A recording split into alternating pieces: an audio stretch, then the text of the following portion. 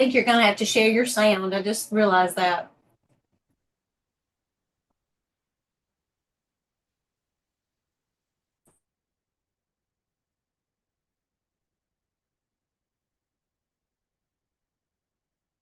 Yes.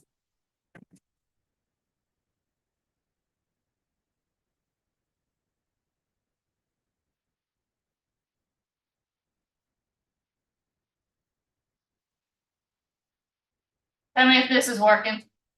So we really wanted to condense everything down to what really matters. Yeah. Did that work? Thank you. Yeah, we've gone through it all so you don't have to. This is basically your cheat sheet to understanding what's happening in Alabama schools right now and what's coming up next. Exactly.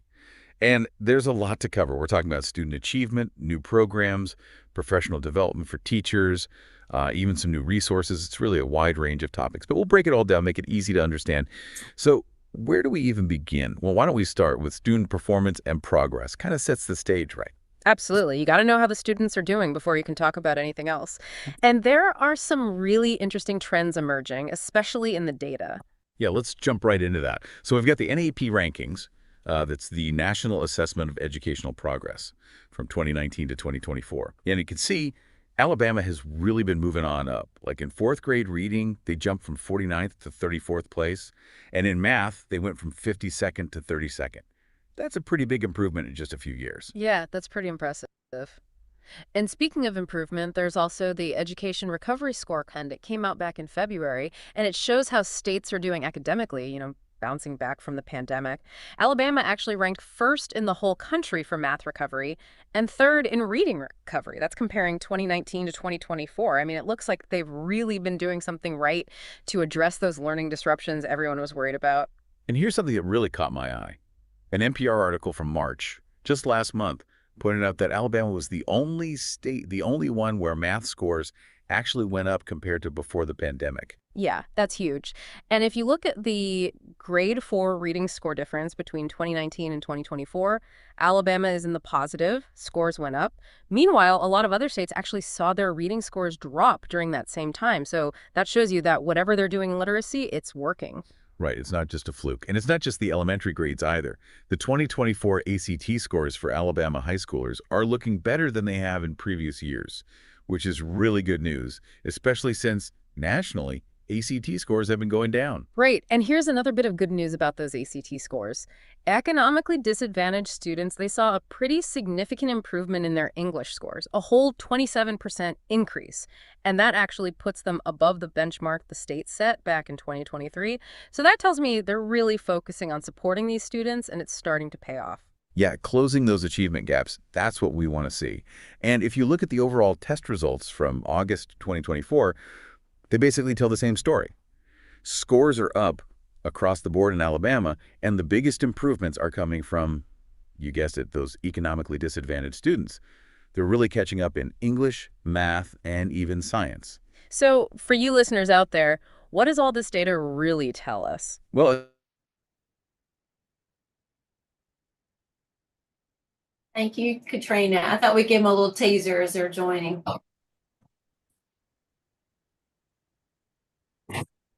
And Miss Vicky and Jeff, a few of my friends I have made co-hosts so that when I'm talking and others are talking, we do not have anybody waiting. So if y'all could help me let folks in, I would really appreciate it. We don't anybody miss the good stuff.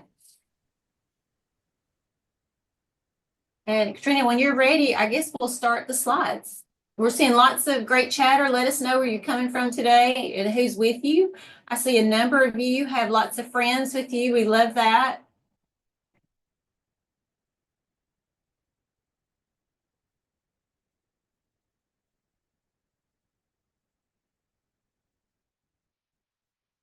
Thank you, Katrina. All right. Well, if it's okay with you, and I've got some of my friends helping me let others in. Good morning. I'm Melissa Shields. I'm the Assistant State Superintendent, if we have not met. I'm a fellow teacher trying to change the world like each of you.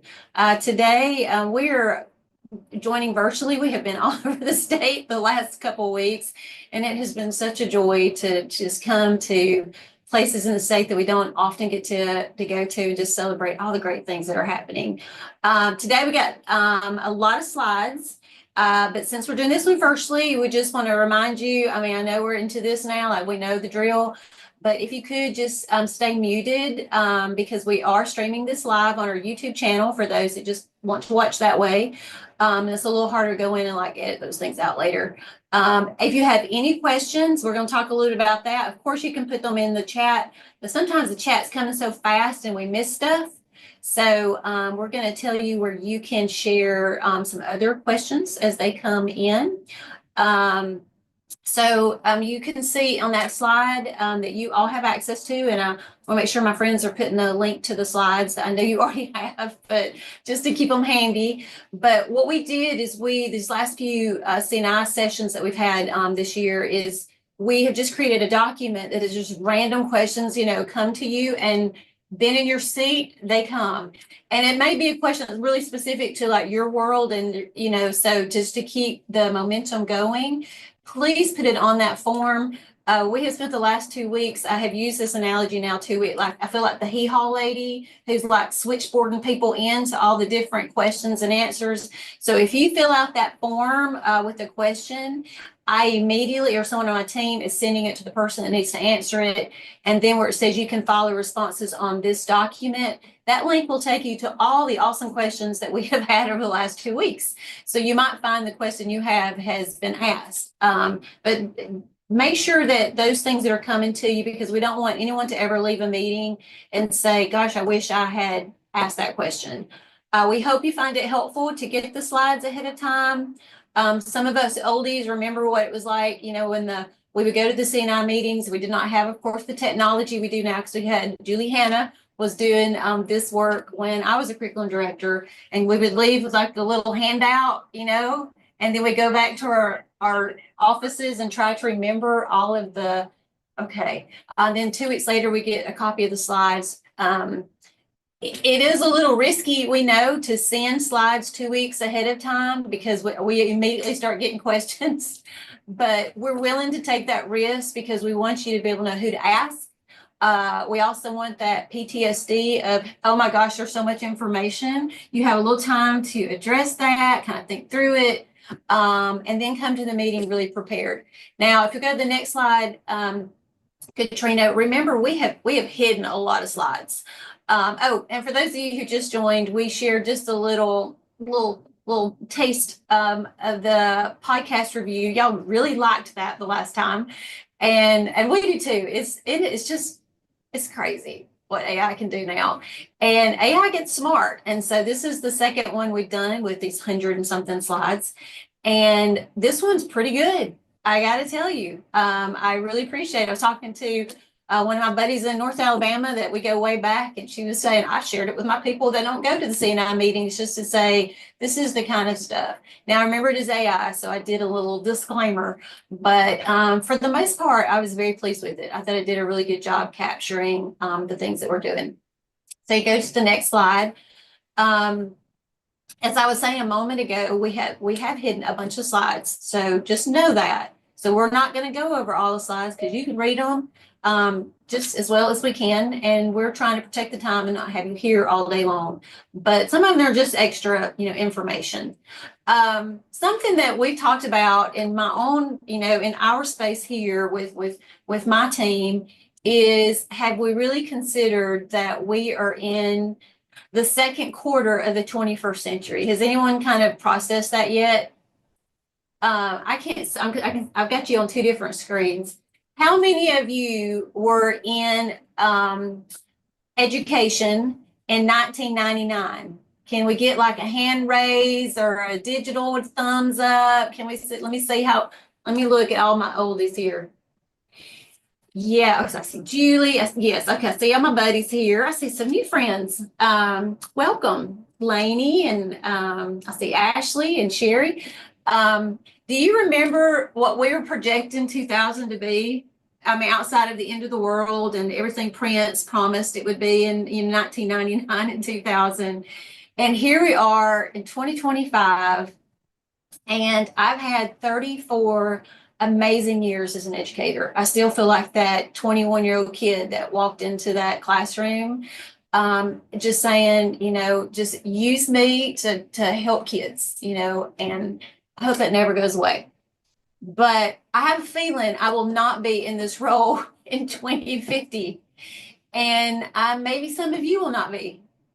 And that has really laid on my heart that we are in this space, in this season together, in this crazy, amazing, wonderful time to be an Alabama educator space. And we are setting the legacy for, these educators that are going to come after us. And I really want to say, okay, we have done some pretty amazing things this first quarter. And so now as we go into the second quarter of the 21st century, I really want us to think about what are the folks going to say about us? What did we do?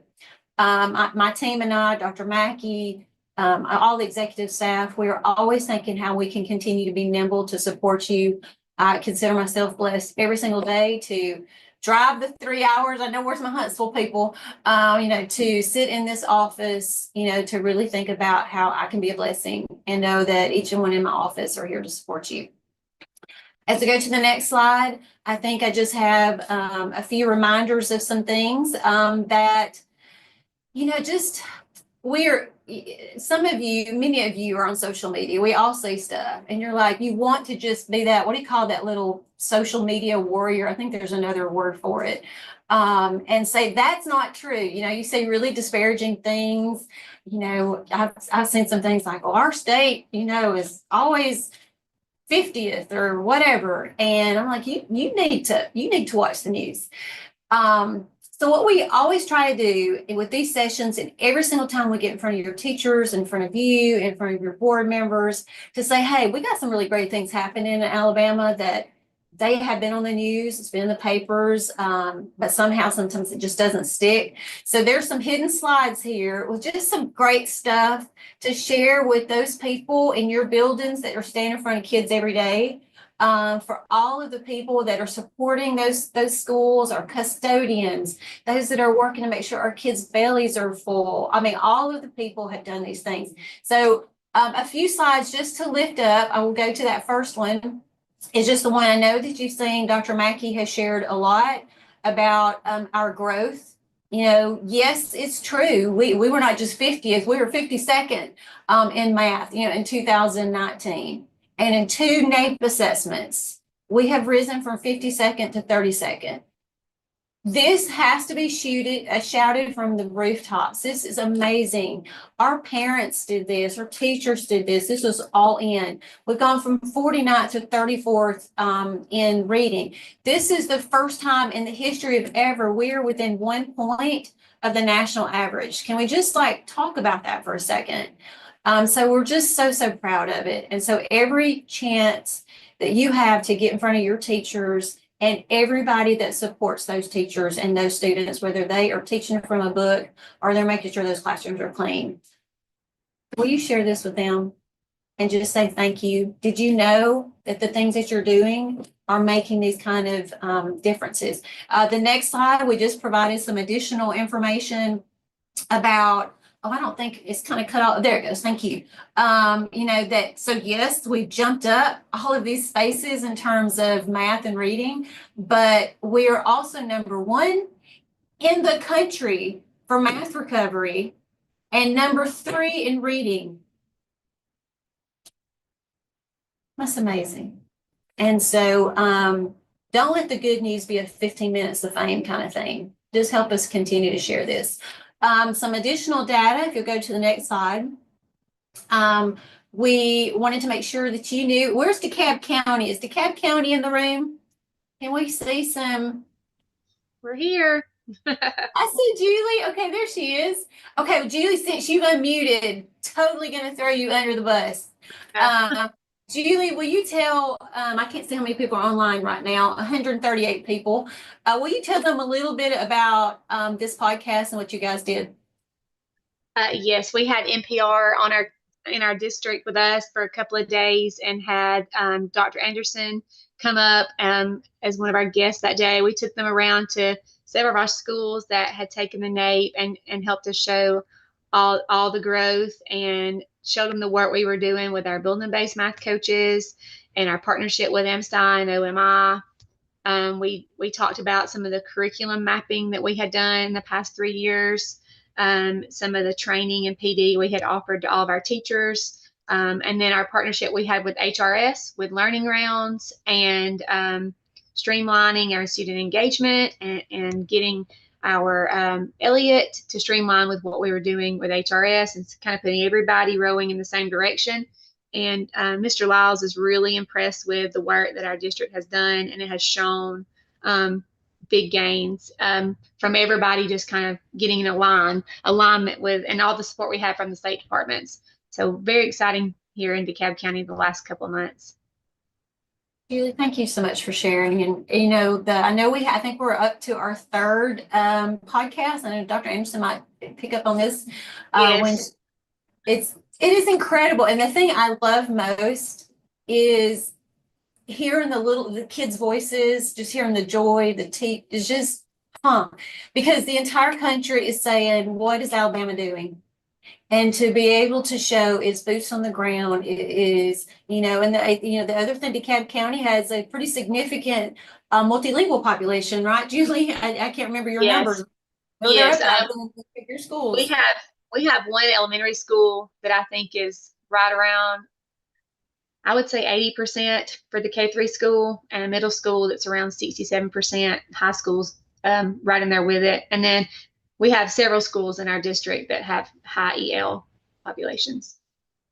It's just incredible. So thank you, Julie. Y'all did an amazing job and just really We have a good team here. There's a lot of our instructional coaches, our district coaches on right now. That's something that Mr. Lyles has done a really good job with is putting district instructional coaches into place. We have 2 ELA secondary instructional coaches, 1 math instructional coach for secondary, 1 elementary, and then we have an ACT specialist instructional coach that is working. And we feel like that's a lot to do with some of the gain, giving people that support at the district level that they've not really had. That's amazing. And we're just very thankful. It just lifted my heartstrings, it puts that fire in my belly when you hear the kids' voices and just just all the great things that are taking place to be gap standards for children. I do see some folks trying to join, so I'm going to tell my folks to help them in. And so we've got some amazing, little kid data, but we also, last time we met, we shared the amazing PSAT or AP qualifying scores, to see, you were talking about our multilingual population, to see our Hispanic Latino students. That was 40, Dr. Kimberly Woodson-Wilson, I think, is on. I can't remember exactly now. I know it was like 47% had not just taking AP courses, but had qualifying scores in 1 year, 47% increase. So just really, really great data. But I want to show you a couple things that, we teachers love trends. And so recently Parka did I love Parka because, when I was a curriculum director, I loved stealing those screenshots I loved how I could take the data. But Parka did a report on the ACT. And just to read this to you, which I know you can read it to yourself, but it's amazing. Alabama's 2024 high school graduates posted improved performance on the ACT compared to prior years, continuing a positive trend at a time when scores have continually drifted down nationally.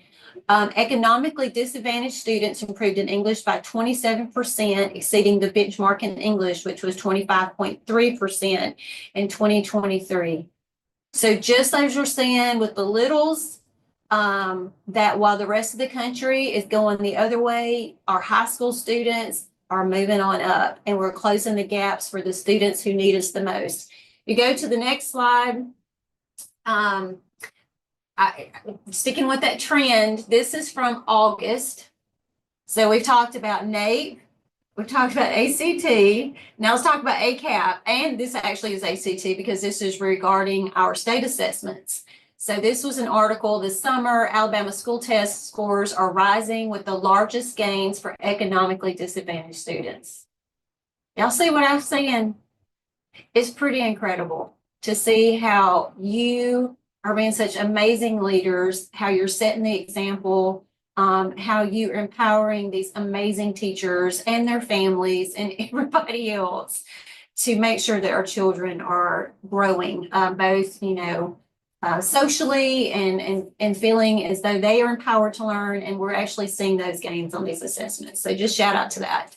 I just was mentioning about all the other things. We have been asked, what are you using for reading? What are you using for math? And da da da da da. And we're saying, well, let me tell you something else we're really focused on, and that's attendance.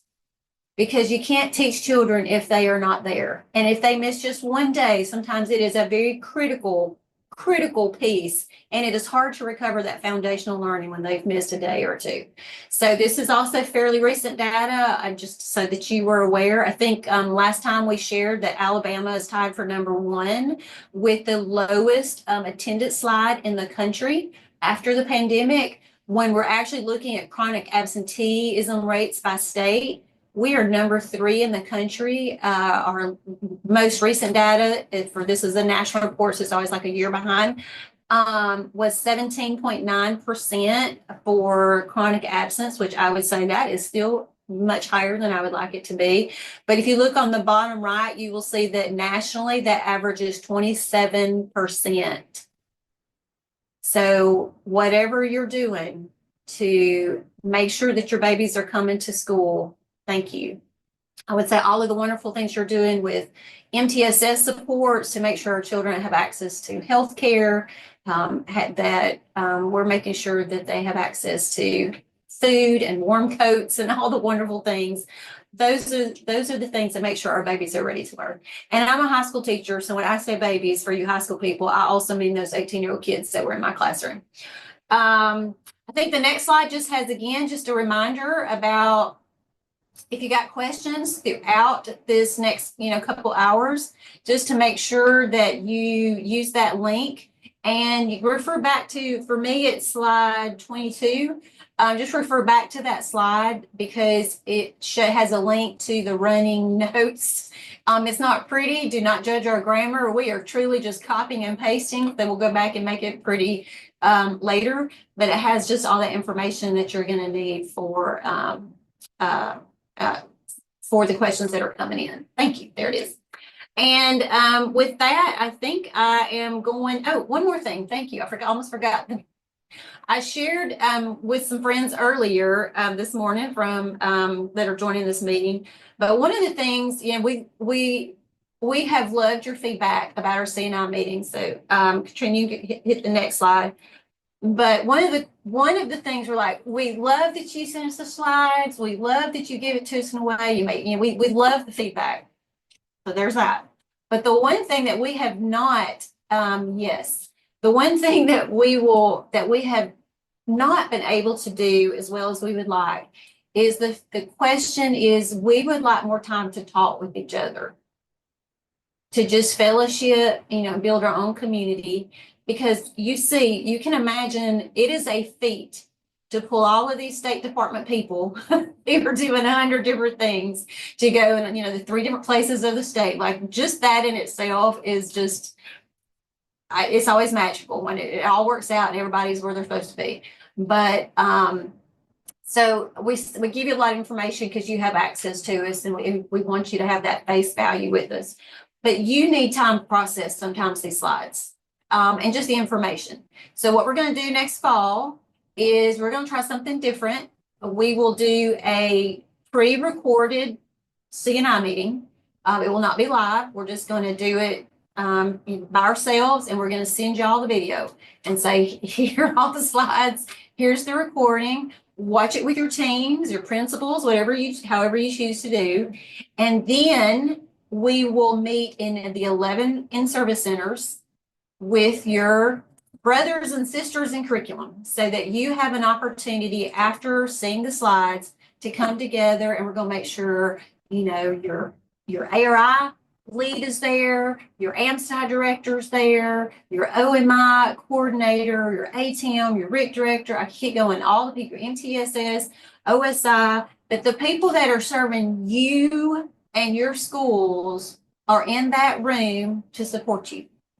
and to really make sure that everyone feels very comfortable with all of the stuff that's coming down, and also to be in community with one another. Ashley Walls, are you in this group? I thought I saw your name come up earlier. So when I was a curriculum director, and I'm going to totally throw shade on myself, but when I was a curriculum director in a, large rural district, and, it was just, it was a lot. And I would come to these meetings, and sometimes I'd be a little salty at the State Department. It's a lot. Sometimes it'd be salty at maybe, oh, how am I going to make this, this new law or whatever. And about a week or two after that, I convened all of my friends in the nearby districts and said, let's just meet for lunch and everybody bring your laptop. And we did that for years. I'd be like, I'll take your pacing guides if you'll give me your AUP, and can you send me? It just became this wonderful group for us to construct our own knowledge about what it means to be a district leader. And that group has continued. I know there's a number of North Alabama, well, it's not even North Alabama anymore. I think there's other folks from all over. That group, we went virtual during 2020, and it is just, I think last count is like 60 people in it. And they do that, they meet and they just kind of process, okay, well, how are y'all doing this? I got questions. That was so helpful for me to have my friends that were close in my region that knew my schools and had access to the same people serving my school. So we're going to do that. So be looking forward to that. We will be asking you at the end of this slide deck if you would like to host. It'll be much smaller than a regular CNI meeting because it's just going to be your region people, curriculum directors and curriculum leaders, and then State Department and regional people that are serving your school. So we're really looking forward to just having an unsession about what's going on in Alabama schools. And with that, I am going to pass it over to the man in charge, Mr. Sean Stevens with Instructional Services. So great to see you. I'm going to stay online, so if you got questions, just keep sending them.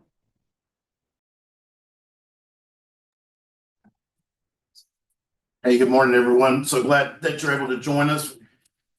It's almost, the school year's almost over with. I know so many of you are planning for the summer and next year, and really hoping to find out some more information on those things that impact the work that you're doing. Again, thank you for what you do for our students, and we're really happy to be able to celebrate all of our successes and really want to kind of lift up any of our schools that are doing great things. And so you'll see some of that forthcoming, and really excited about what next year's CNI meetings can look like as far as the structure and even the way that we'll be able to collaborate in a little bit different way.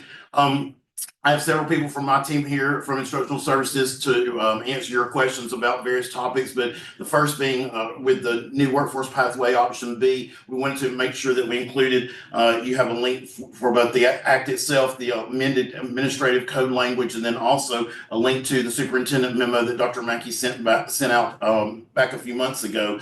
I wanted to make sure that I could answer some questions if you have them. Our team from the Office of Student Learning and Career and Technical Education been working really hard to try to keep those FAQs updated and try to really address each of the issues that you guys have raised and try to answer some of the questions as you're really looking towards next year.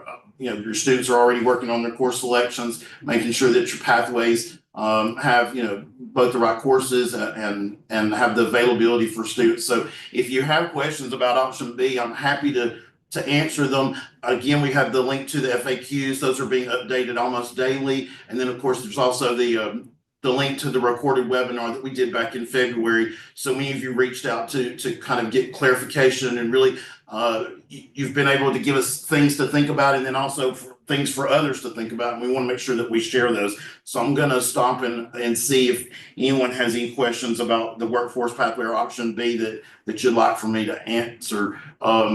The main thing really right now that your districts hopefully have already done or are in the process of doing is establishing those internal processes and procedures so that you'll have something in place that requires students, their family, their parents, school administrators, the counselors, a group of people to be involved in that process for students selecting option B. We kind of said this from the beginning, students are on option A until they're not. So ensuring that kids are aware, your students are aware of option B and all of the diploma pathways, but that there's really nothing they can do about it until they get ready to enter 11th grade. And so hopefully making the information available and making sure that it's out there for students and their families to know, but to really be focused on those juniors and seniors, and to really be trying to match up what it is a student wants to do with their lives after high school, and ensuring they have the educational background to do it. So anyone have any questions about option B that I can answer?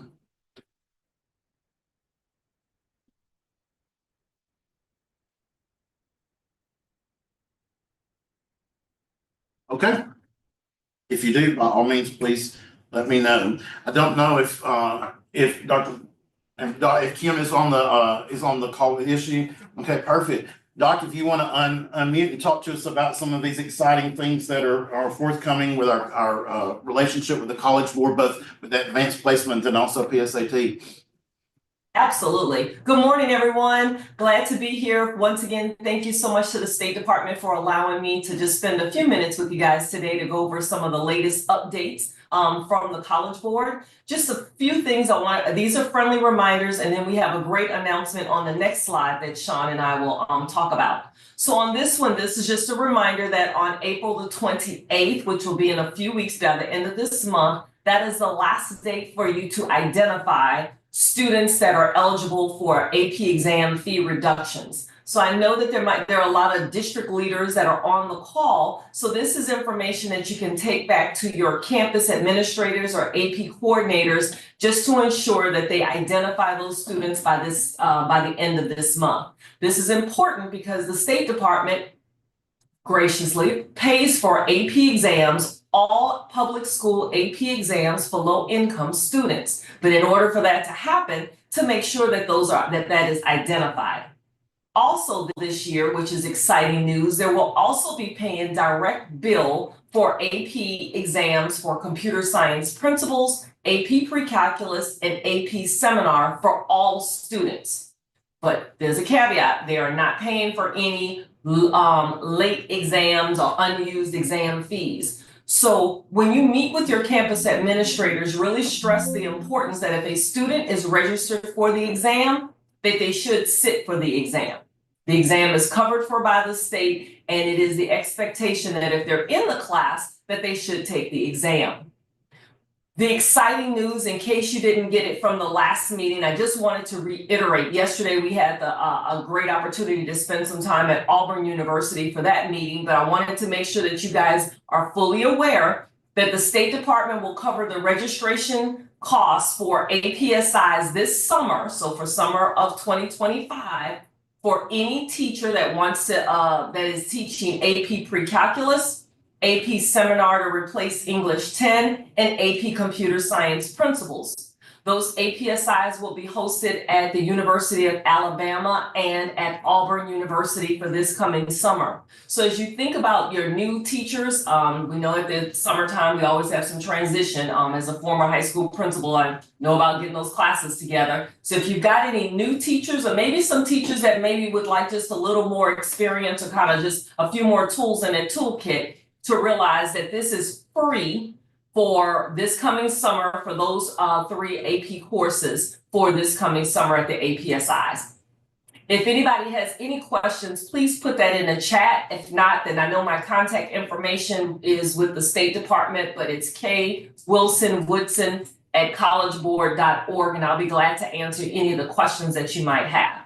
So those are the updates for AP. But now here's some exciting news. For this coming school year, the State Department will cover the costs for fall administration. So that's this coming fall administration 2025 for PSAT 8-9 for grade 9. Why is this exciting? Well, because the state used to have this as an option, and the numbers were phenomenal. And of course, we know with budgets, but they have been able to budget this coming fall for all public school 9th grade students to take the PSAT 8-9. It will be direct billed to the State Department, so it's not even something that you have to worry about paperwork. And the best news is that these exams will be digital. And as a former high school principal, I know I just mentioned this, but it was very challenging when you try to have testing on one day when the whole campus got to shut down and we have to just administer the test and do it. Well, the College Board has changed the administration of our assessments, and there is a testing window. So from October the 1st, and I believe through October the 31st, so it's the entire month of October, you will be able to have students take the exam. So it allows you more flexibility at the campus. All of our assessments are digital. So if you have any questions about that, we'll be having some webinars in the fall. I'm going to be working with Dr. Robinson and Sean in regards to the benefits for the assessments, AP potential. Dr. Shields has mentioned so much about how this is given an opportunity to increase AP opportunities in the state. We'll have a webinar to do this. And then lastly, there's an announcement at the bottom of it. And Sean, if you want to add any additional context to it, but that all of the local education agencies are asking that you identify, just kind of indicate that you plan to administer the assessment by the middle of May. It doesn't mean that you have to do anything in the assessment as far as registration, but just so they can get an idea of how many students might be have the opportunity to administer the exam or take the exam this coming fall. Once again, my name is Kim Wilson-Woodson. I'm with the College Board. I'm a senior director there and the partner here at the State Department. And I just want to say how much I appreciate all the work that you do. I know that this is a challenging time when we get close to the end of the year because we want to be done, but we're not quite there yet. But just know that your work is appreciated. And if there's anything that you need from me, I'll be glad to answer any of your questions or provide guidance or next steps. Sean. Thank you. Thanks so much. I appreciate it again. We appreciate our partnership with the College Board.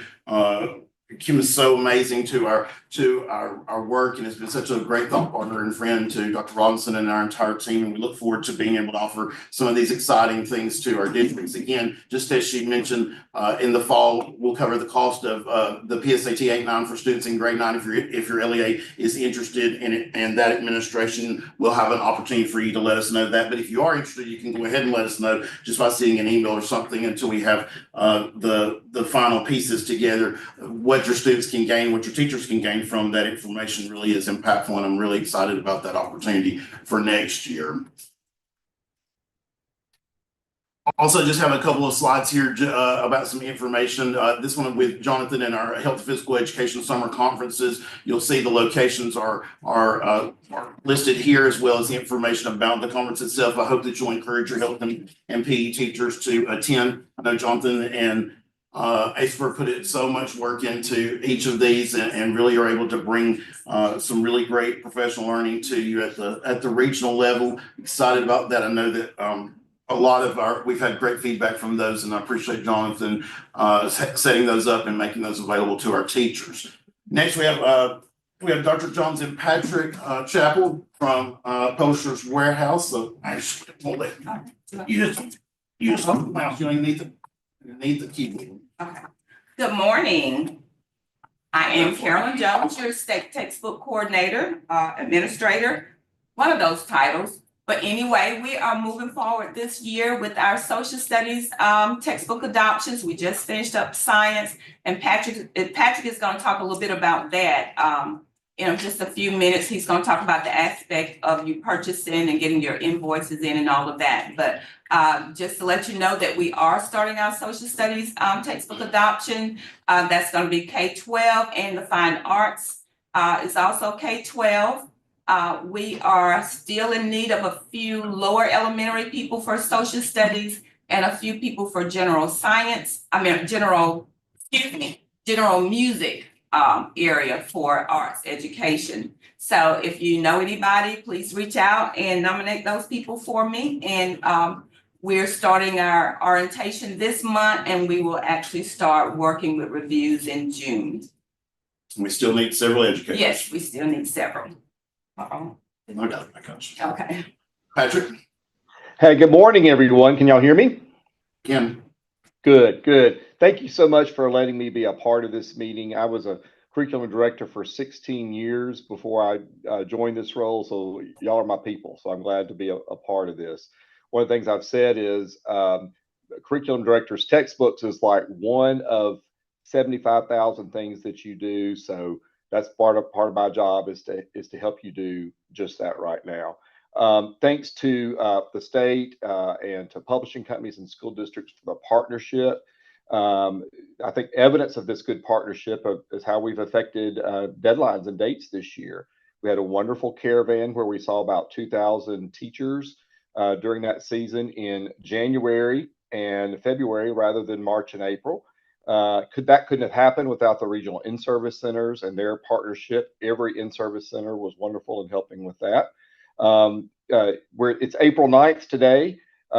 Since the beginning of time, April 15th used to be the state deadline to turn in your forms to Dr. Jones, but we moved that back to March 15th, and we've heard from nearly every district on that. And we already have 39 science orders that we've received this year for this coming year. And that's important because if you want your stuff at the start of school, all that will help with that. And so we're very appreciative of the State Department for that.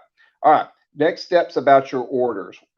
Assuming you haven't sent in your orders yet, what you want to be doing is start with looking at your projections for your numbers for next year for your science classes K-12.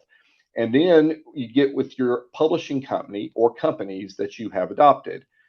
We consider ourselves experts on the process of textbook adoption, but the individual publishing companies, they're the experts on the products and the bundles and the extra resources that you can use from their company to help your teachers and students.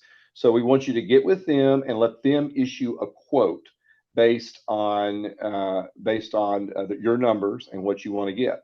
Once you feel good about that quote, you feel like you've got enough of your free with teachers editions and all that, then you get a purchase order made out to Publishers Warehouse, and you send to us, to that email address listed on the screen, the quote or quotes and your purchase order, and then we handle the rest. One of the things that you will do there is to point out how you want your books delivered. That has to happen during the part where you do the order. If it's going to one location, well, that's usually pretty easy. If you're breaking it out to schools for delivery, then we just need a spreadsheet or some kind of indication of where it goes, how many goes where, who the contact person is for that. Just as a reminder, there we serve all 139 districts as well as private and charter schools out of 2 warehouses in the center of the state.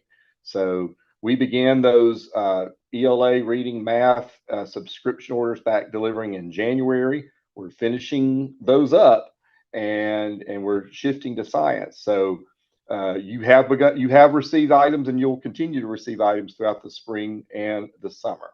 All right, as we look to the next slide, I want to talk a little bit about deliveries. So think about this: when it's the summer and you're getting your deliveries for next year. If we can move to the next slide. When you think about deliveries for next year, you sometimes those are coming in the summer to an elementary school that may have a principal and a custodian and a secretary and maybe nobody else. So be sure you give your schools or your warehouse managers really good instructions for how to handle the books when they arrive. It's important, for example, to verify the packing slips that come with the books within 30 days of receiving it. Certainly, they need to verify it before they start passing it out to teachers, because you want to make sure that what you've ordered is what you received. If there are discrepancies, then someone in the school system should be a designated go-to person, and that person will reach out to us at Publishers Warehouse on behalf of everyone else. I'm going to put in the chat when I finish here our web address, because we've got a lot of good information on our website that can be a resource to help you, on top of me and our customer service reps that are always willing to help you. I want to remind everyone that you have, and this is another evidence of our partnership, it's been $70 per student since the beginning of the time. Working with Dr. Mackey in the State Department and the legislature, we got that raised significantly this year. It's $100 per student in the foundation program, but there are additional $25 million in supplemental appropriations that comes to you as well, to your district. So on our website, we have Dr. Mackey's memo, and it lists how much your school system has for that. So that it ends up being about $130 per student rather than $70 to help you have your career tech and your science books and next year's social studies books. My role is to help you and to help Dr. Jones and support her and the work the State Department does, and to help curriculum directors and technology and textbook coordinators with this process. So if you're going to have some changes in your district in those roles, let me know so I can meet with you individually by Zoom. Dr. Jones and I will be presenting at Mega, as we've done the last several years, where we'll talk about the process. It's not rocket science, but there's a lot of legalities, a lot of steps. And if you want to have your books on time, you want to start things in a timely manner. So we are both here to support you on that. Thanks again, Dr. Jones, Sean, Dr. Shields, for letting me participate.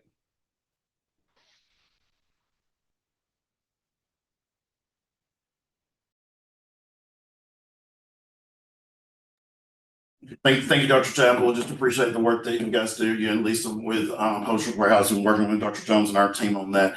And thanks for being here today. A couple other reminders, one being youth mental health first aid training that we are continuing to offer around the state. I hope that you'll take advantage of this. I know many of you have already participated in this training.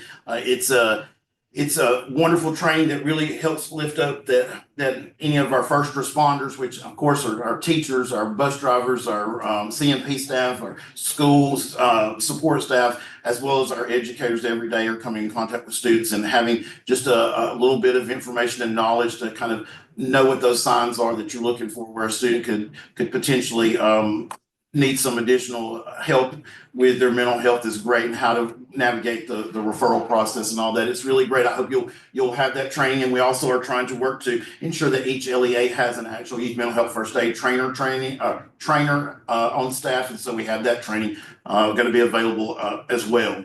Excited about that. We're using some of our Stronger Connections grant money that'll help be able to provide that for you at a district level, so that you'll always have someone on staff who can provide that training. I'm not sure if Suzanne's online or not yet today. If you are, Suzanne.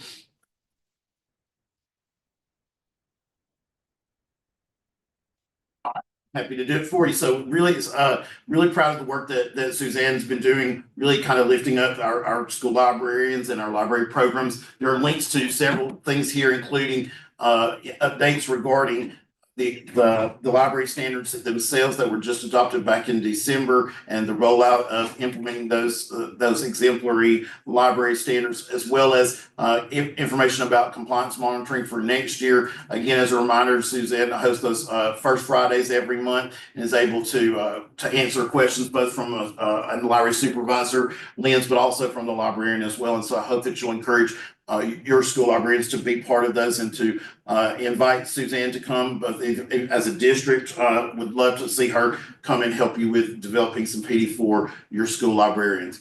Also, just want to mention several things. I don't know who's on here because I can't see, but if Maria, if you're on, I'm more than welcome to unmute and talk about HIKEA and just the exciting work that has been able to provide our teachers, our educators, but most importantly, our students who are English learners. You'll also see on the slide some upcoming training for English learners as well, for English learner teachers as well as your administrators. And again, this training regarding HIKEA, we've been part of a research study and worked with the Rail and the Comp Center for the last several years to really bring that to our districts, and really excited about what the results have been. And so want to make you aware of that, and make you aware of some upcoming training that's available to your educators. Just want to mention this, you'll see how HIKEA really fits into the entire overall framework of the EL frame, but notice how each of these pillars are so important in order to ensure that we're providing high quality instruction and assessment to our English learners. And those are the results. We're seeing the gains. Look at the gains that we've had for English learners just in 2024. You'll see we have plenty of improvement to make, but we've already done so much, and really proud of the work that Maria and her team have done to implement the EL framework. The results speak for themselves. We continue to support our districts, and our districts are also really finally getting the tools and support that they need. And we'll continue to expand that. And I hope that you feel the same way about the support you're getting from your regional EL coach, as well as our state staff here. And I know that because what we're doing, we're able to really meet the needs of our students. Virtual hours, we're always excited when we can partner with other sections at the department. Of course, ARI, OMI, and MTSS host office hours every third Friday of every month from 10:30 to 11:30, where they address student plans. I know that many of you have been able to join those calls and also to really navigate what those student plans can look like and how important they are, especially as we transition from building to building, and most importantly from district to district when students go from one school to the next. And so I hope you'll encourage your staff to join those. I know that you should have received some end of year guidance regarding student plans just last week. And I hope that it was able to address what to do from this point on. I know that many of you have given a lot of feedback to the way that you've restructured your problem solving teams, and not just at the school level, but even how you've taken on that problem solving team lens from the district level, and how so many of our schools have restructured that and already having meaningful outcomes from it. You're also, I know, familiar with the Maxwell Leadership Opportunity for Schools, but wanted to mention this again. This is a priority for Dr. Mackey and our entire building to help bring that quality character education to our schools. There's an opportunity for your schools to continue to participate. And if you'll reach out to Jonathan and Christy, they can give that information to you moving forward. Hope you've been able to join those afternoon sessions throughout the year with our educator cheerleaders and those who help lift up education that we've had. I know that many of us leave with our cup feeling a little bit full, and so many of us I know need that. I don't know if Christy, if you're on here, feel free to unmute and let's talk about the learning exchange for next year.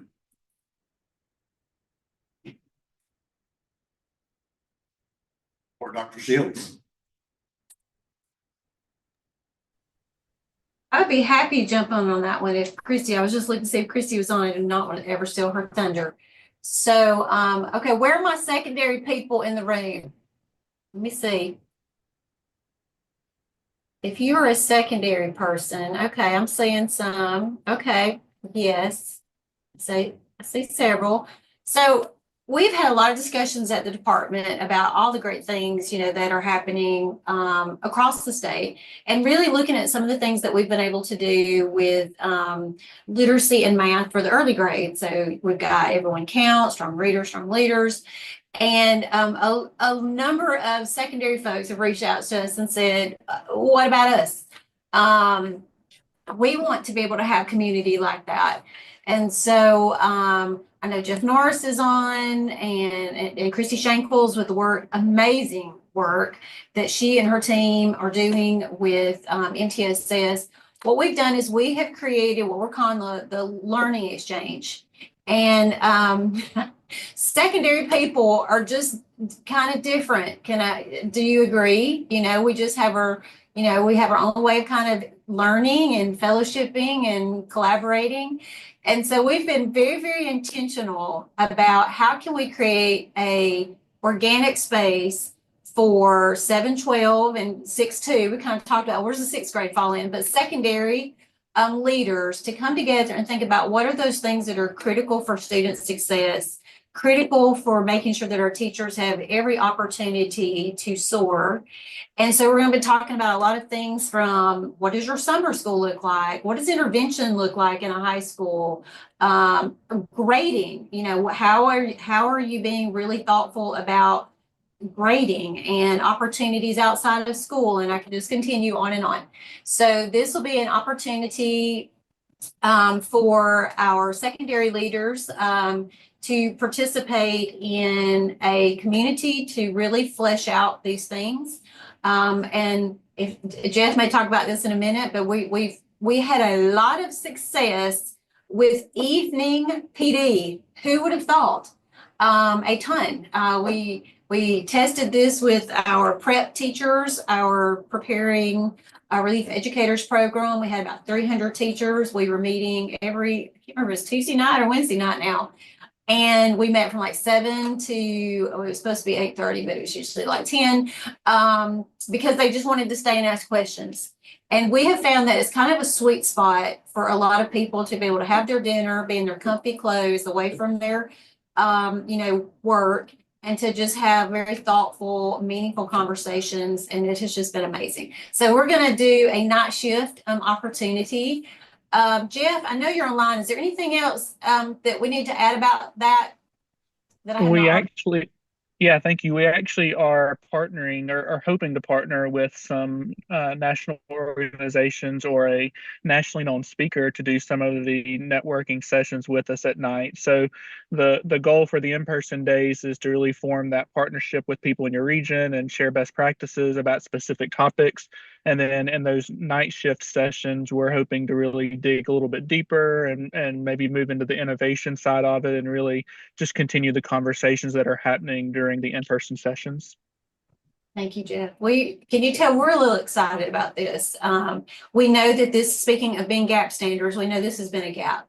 And to be able to pull secondary folks in a space to really think through the things that keep them up at night and maybe refine some of the things that we've been trying to do better for a very, very long time. So excited about that. Thank you, Sean.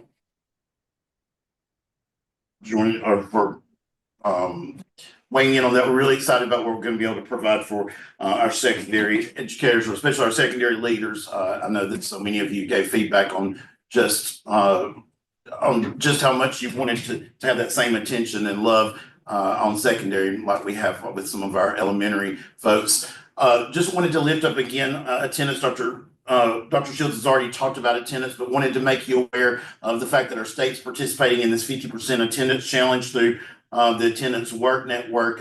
Again, one of the states that's participating and really able to collaborate with other states and learn from them, and also be able to share some of our best practices and what we're doing in Alabama. Of course, you can't teach a student who's not there, and how important attendance actually is. Really proud of the work that Dr. Warfield and Christy and our team are doing to help lift up the importance of attendance, but also want to just remind you of the integrity of the data that we've seen. You know, we continue to receive questions from districts where it seems as if there may be some decisions being made about attendance that might not necessarily align well with our policies. And so just wanted to lift that up and bring that to your attention and let you help us with ensuring that your building leaders are aware of how, not just how important attendance is, but how important, accurate, and how accurate the data is and must be in order for it to be truly something that's reliable.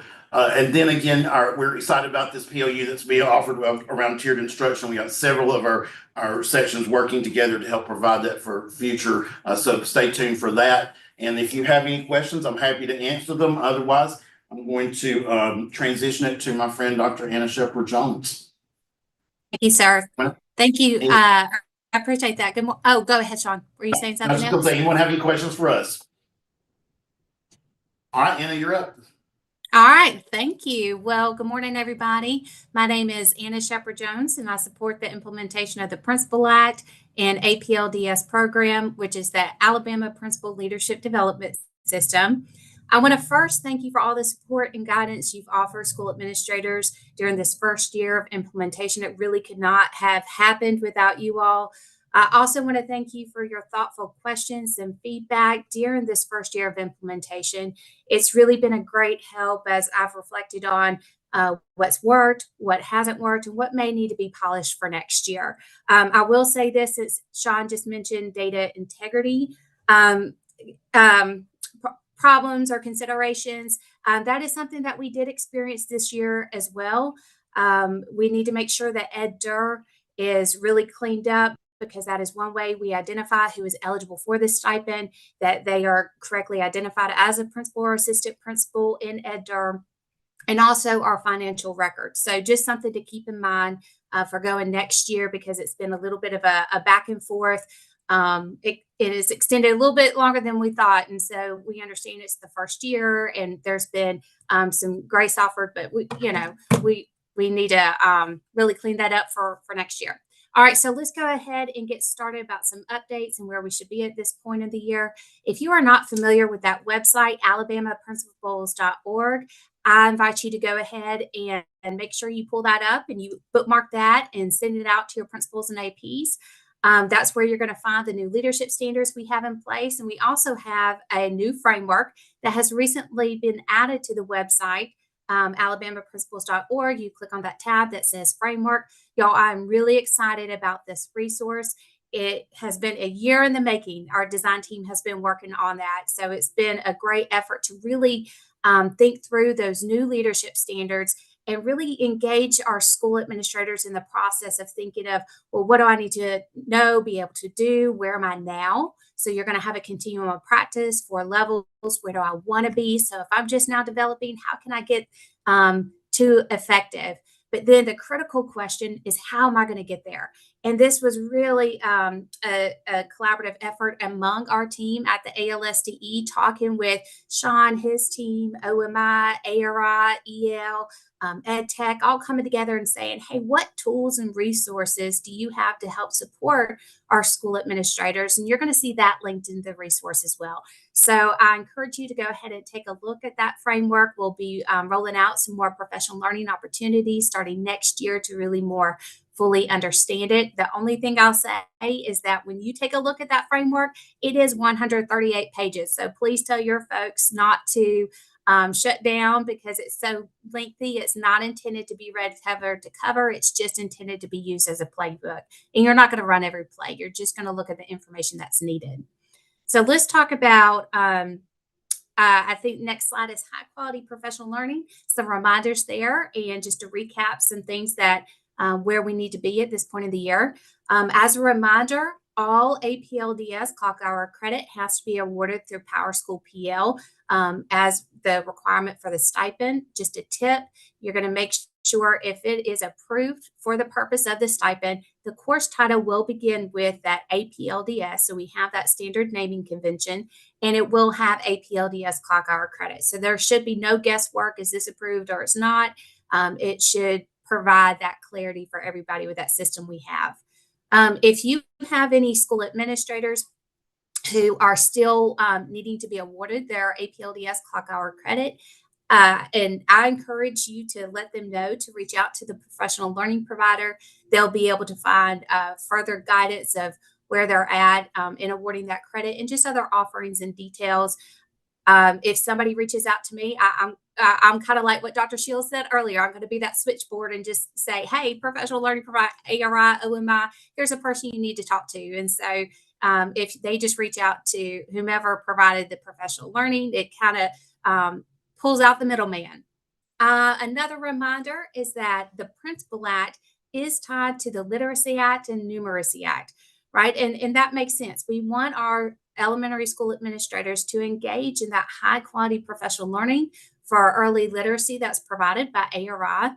So they're required to complete that early literacy professional learning if they serve grades K-3. And then if they serve grades K-5, they are required to also complete early numeracy professional learning. We have some offerings from both OMI and a course from AMSTI.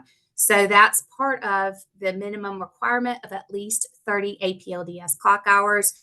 And it's okay if they have more. So a couple of questions we're getting, and these are great questions because this is the first time we're rolling any of this out. One question is, hey, Anna, I got more than 30. Can I roll it into next year? Unfortunately, no. That the answer to that is that you got more than 30, you can't roll it into 25, 26. Just keep in mind the minimum is 30 APLDS clock hours. It is perfectly fine to have more. And so at this point, your principals and AP should be reviewing their transcripts to make sure they have at least 30 APLDS clock hours. If you go to that alabamaprincipals.org website, there's a tab at the top that says professional learning, and it will provide step-by-step directions for how they can pull their transcripts for those APLDS clock hours. If you can also let your school administrators know, don't go by the certificate. That's not always accurate. They need to go by the transcript. So if you can share that link and information with them, that would be a tremendous help. So let's talk about the other piece of this, which is the APLDS evaluation system. So this is also required as part of successful program completion for the stipend this year. But I want you to keep in mind that the way this law is set up is that we are only rolling out that PLP and evidence this year. This is not the full evaluation system that is currently being developed by our design team alongside a national expert. So we're not going to roll out the full system until 2027-28. Because in order to get that stipend, the program requirements are going to increase over time, over the next 5 years. So this is really just phase one, and it's not really that much of a lift from what we're typically used to doing. But for this first phase, 4 steps, reminder, they selected their school admin position. They set the step 2, they set those PLP goals. Because remember, this law is very focused on those 3 areas of improvement. That's growth, achievement, school climate. And so now they should be in step 3. They should be adding evidence to demonstrate progress towards meeting those goals. But also, I have been getting a question about high quality professional learning. There is an opportunity for them to include evidence for that high quality professional learning. And the question I'm getting is, hey, Anna, what's different between that and then the other types of evidence I'm doing for growth, achievement, school climate?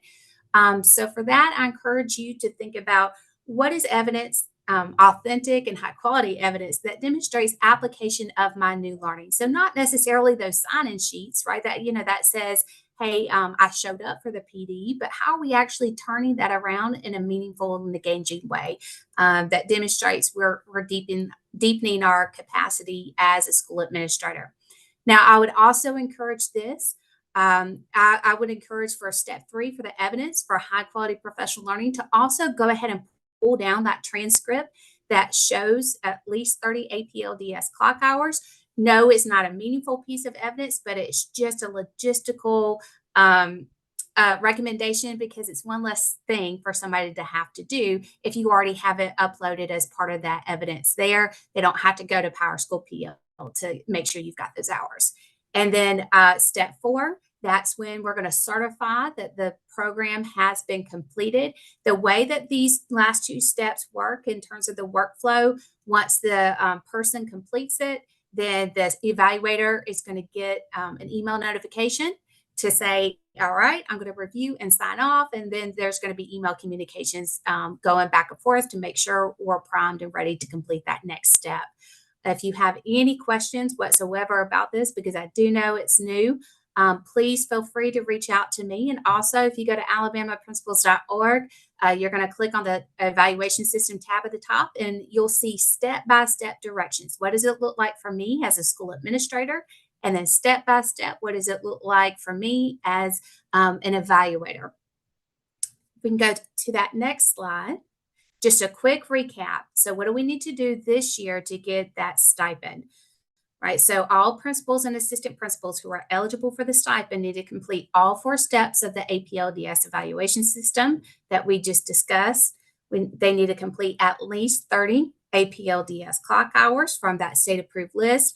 And if they're a newly employed first-time principal, they're completing year 1 of the state approved mentoring program. And of course, we've offered a program for the state. We developed that, and we're offering mentors as well. But the way this law is set up is that this program is for 2 consecutive years. So they'll complete year 1, and then they'll go into year 2 and complete. Now, let's talk about those deadlines. Those are some hard deadlines because we're going to have to turn around very quickly and get those stipend allocations out to the district. So if someone is retiring, all of that needs to be completed no later than May 1st. And if anyone is not retiring, they technically have until the 3rd week of June to complete everything. But we highly recommend that everybody go ahead and wrap this up and knock it out in May so that we can go ahead and start processing the payments. So once everybody's been certified in the evaluation system, the district contact can reach out to me and say, hey, Anna, we're good to go. And I'll get things in motion. And I think that might be my last slide there. If you need anything, please feel free to reach out. I'm happy to help in any way I can. So thank you, everyone.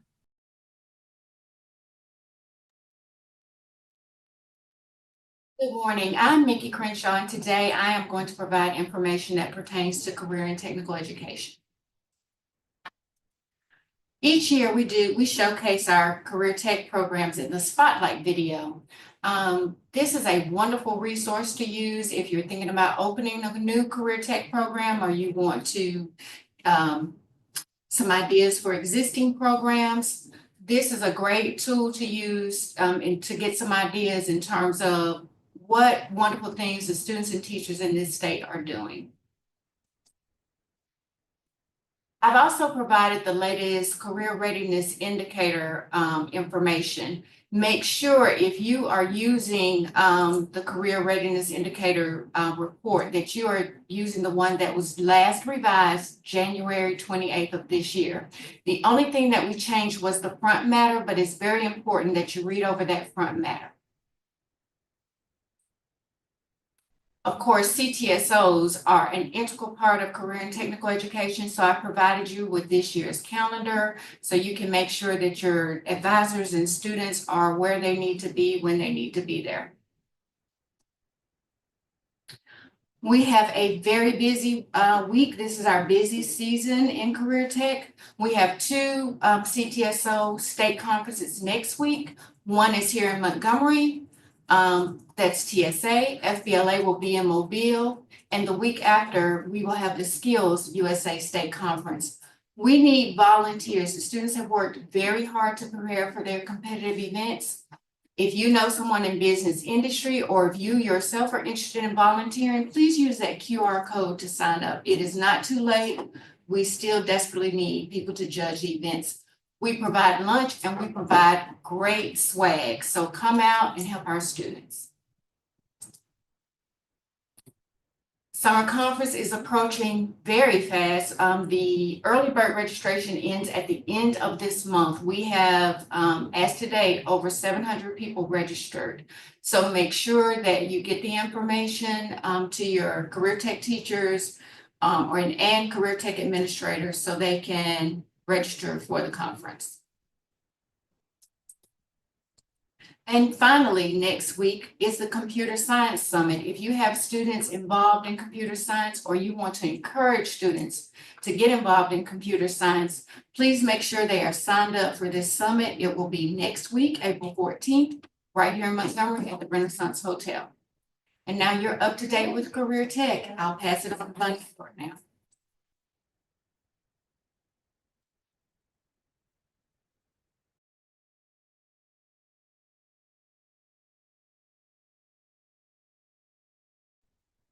Good morning, everyone. It's great to see all of you here joining us today.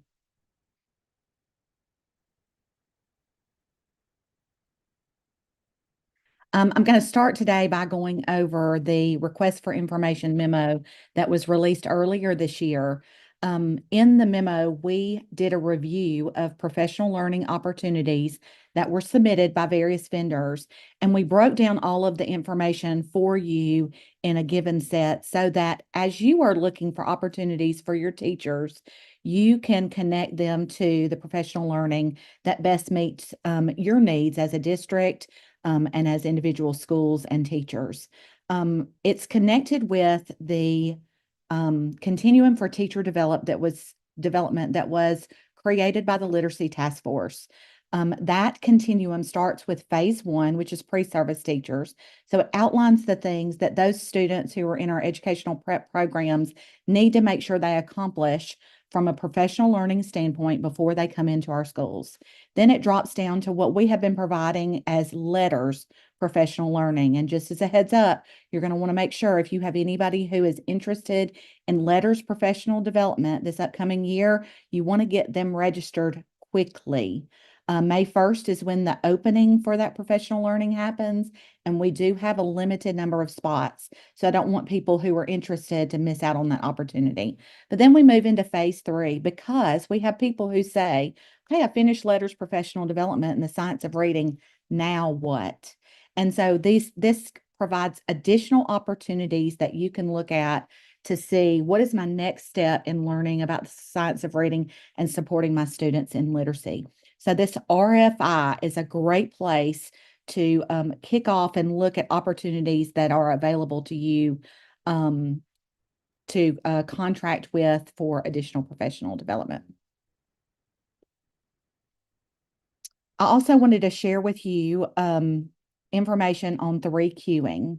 You'll remember that last year about this time, there was code that was changed at the State Department of Education that prohibits 3Qing in the state of Alabama from higher ed and also our K-12s.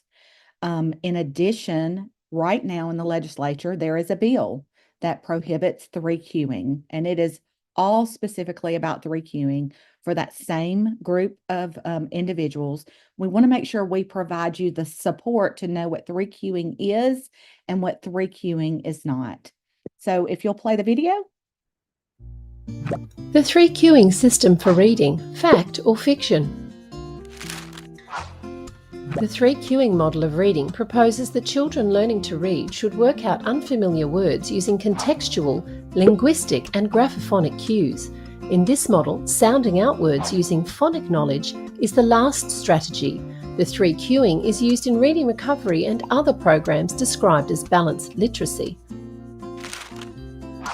The theory of multi-cueing is that we only sample the letters and words in a text and rely mostly on prediction and context for comprehension. Reading scientists have demonstrated that skilled phonic decoding is more efficient for word recognition than guessing from context or looking at the pictures. Skilled reading is not a matter of skilled guessing. Semantic errors or substituting one word for another with a similar meaning is not a sign of good reading development. Children need to know the alphabetic principle and be proficient in phonic decoding to become accurate and fluent readers. The scientifically supported dual root model of reading says that once a word has been read many times, it is stored in the brain as if it were a sight word, but uncommon or new words need to be decoded each time they are read. Skilled readers do this quickly and effortlessly. Find out more about the science of reading at 5 from 5.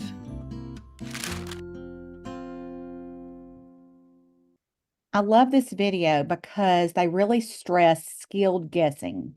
When we're trying to figure out what words are, when we're working on word recognition, skilled guessing is an ineffective and can be damaging to becoming skilled readers. So we want to make sure that we are not compromising what our students are able to learn by giving them practices that are inappropriate. Balanced literacy practices have been said to be possibly damaging to our students, but sometimes pictures get equated into the lift with 3Qing, and pictures are not always bad. Pictures are bad for skilled guessing, but when we're talking about looking at background knowledge, I know some great social studies teachers that will start off their social studies lesson with a photograph about something that's going on in history, and having students make predictions and think about what's going on in the picture so that they can begin to bridge that information together. That is very skilled literacy instruction that is totally appropriate. It is not contrary to what we're trying to achieve. So I want to make sure you have that video so that you can be supported in making sure that your K-12 teachers know what is prohibited versus what is not. The 3Qing system for reading, fact or fiction. Again, so we'll move on to the next slide. Coaching a Better Reader is a session that we piloted in one of Birmingham City Schools with a group of first graders. And so my team, led by Alicia Johnson, came and put together this professional learning where they took first graders, and the first grade students were working on various literacy activities. And then the first grade parents of these students came and worked with the volunteers and the educators on how they can support their child. And they worked on these various strategies that they could work with their child. Then the children came back and they worked with them side by side with support by the other adults that were there in the room. And it was about a 6-week session. At the end of it, parents were asking that it be continued. And when we have parents who are interested in playing a part in their children's world, gosh, what better compliment can we have? And we want that to carry on well beyond first grade. But if we can set that stage, I think we're going to be much better off with our students. We are putting together this professional learning opportunity out there for various community agencies to come to the table to support your schools. You, of course, have the power as to what community agencies come in to your schools or not. So if there are various groups that you would be interested in leading a parent academy at your school, alongside you, of course, please feel free to reach out to them and make them aware of this opportunity that we're going to be providing later in the beginning of May for individuals who are interested in knowing more about coaching a better reader. Struggling readers beyond grade 3. So y'all have been asking for it. And thanks to Dr. Mackey, we have been able to hire a specialized person to focus on struggling readers beyond grade 3. He also asked for funds this past fiscal year, and we were granted $5 million from the supplemental budget, which was used primarily to provide universal screening funding to you for 4th and 5th grade. So all of you should have an early years assessment, a universal screener for kindergarten through 5th grade that you're using with your students. And that's so important because that lets us know students who have a consistent deficiency that we provide a student reading improvement plan for.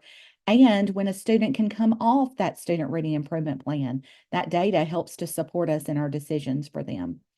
And then we also were able to offer a grant to select superintendents based on data for them to purchase additional intervention programming, tutoring, or summer reading camp for their 4th and 5th graders. And then finally, we offered another grant opportunity to all superintendents where you applied if you were interested in being a part of the Alabama Literacy Peer Coaching Cohort. And this cohort has kicked off under the guidance of Misty Wilson. And I know Misty is on the Zoom right now. Misty, do you want to tell them a little bit about what this peer coaching cohort is all about? Because we do anticipate offering additional cohorts in the future that you're going to want to know what it's all about so that you can sign up. Sure. Thank you for the opportunity, Bonnie. So this literacy peer coaching cohort is an extension of the supports and structures that we know have proven to be effective in K-3 literacy. But we know that we can't have a literacy coach to support all those 4th and 5th grade classrooms. But we know that we have the strategies, the student-centered coaching strategies that build effective partnerships. And we know that through peer coaching, we can build collective efficacy through these cohorts of teachers. This cohort represents all 11 regions in our state. And one of the things we're most excited about is it also represents not just literacy teachers, but math teachers, history teachers, and science teachers.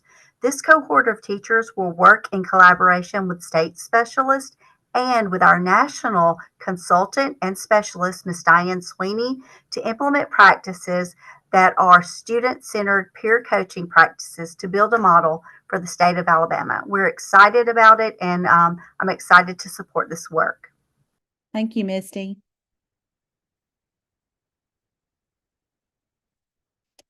We also wanted to let you know that new designations for support schools for the Alabama Literacy Act will take place after this 3rd grade ACAP. It is based on the reading data, and the law tells us that those schools that are in the bottom 5%, those are the ones that will be deemed full support. So you can see a little bit about what the offerings will be for those full support schools, then the next level up, limited support 1, and then limited support 2. Regional in-service center opportunities of summer learning are outlined here. These are just a few of the key items that we'll be offering at every regional in-service center through our regional specialist. And we wanted to make sure you saw these. You can see in green, those are APLDS opportunities. So it'll give you an opportunity to get going on those new hours that Anna mentioned earlier. And I do want to lift up Walking the High Road. This is patterned after John Maxwell. And so I think that that's a really, really interesting one that we've got going on for our leaders, not just administrators, but any leader in your school, teacher leaders, coaches, so on and so forth. And then we have our mega sessions. And Dr. Melody Ilk, who is pictured in the center, she is the individual who wrote the Letters for Administrative book. And she is zany and she is fun and she is coming to mega offering sessions. And so it will be an incredible opportunity. Then on either side of her, Dr. Terry Nolan and Dr. Danielle Nell Thompson. They are individuals who are a part of John Maxwell's leadership team, and they will be offering professional learning for K-12, high impact leadership, lifting the leader in you, and the irrefutable laws of literacy leadership, and making intentional moves and creating change in literacy outcomes. So I encourage you to take part in those sessions that we've got lined up for you. And then I'd like to conclude the ARI section by talking about the butterfly effect. And Andy Andrews, who is pictured on the left side of your screen, he wrote a book called The Butterfly Effect. He is also probably most well known for The Traveler's Gift, and my favorite book that he's written is called The Noticer. But in The Butterfly Effect, he talks about how a butterfly's wings, the air that is propelled from the butterfly's wings, propels more movement in the air and more movement, and so on and so forth, and eventually results in a change of weather patterns. So like I heard this and I'm like, that sounds absolutely insane, a butterfly movement to change weather patterns. But these physics professors from various universities got together and they researched it and they looked into it and they found that it was accurate, viable, and worked every time. So I think that that's really powerful to think about, that a butterfly's wings and flapping that small movement can make a huge impact in what's going on from a global perspective. And I think we need to remember that, that the movements we make can make that huge impact. James Clear, who's the author of Atomic Habits, he talks about if you can improve 1% every day, so 1%, that's a very teeny tiny amount, 1% every day, you'll be 37 times better at the end of a year. Like, that's a math problem that's pretty powerful to me. So I really want to encourage you that the small things you do, monitoring student growth in Unified Insights, providing feedback to students, those small things that you do consistently, that you do over time, make a huge difference. I was at a professional learning session with one of our regionals up in Marshall County. And in this session, I watched my regional specialist say, I want you to use your AMSTI strategy. No, your ears are not deceiving you. I am ARI. And my ARI person is saying, I want you to use your AMSTI strategy.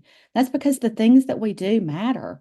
And if we take in these little pieces from everywhere, from where we are, it has the power to make a huge difference. But also know that the little things have the power to make a negative impact too. So what little things are you doing that you need to eliminate from your practice? And then what can we do to have consistency compounding positively for us over time? And next, I'm going to move on to information from the Department of Early Childhood Education from a collaboration that we have with them. And I'm starting with telling you about a professional learning session that they have coming up. If you'll go to the next slide, they have a professional learning session called Playology Revolution. And this is going to be taking place in October, at the end of October in Birmingham. So you'll want to mark your calendars for that. I also want to encourage you with the Dolly Parton Imagination Library.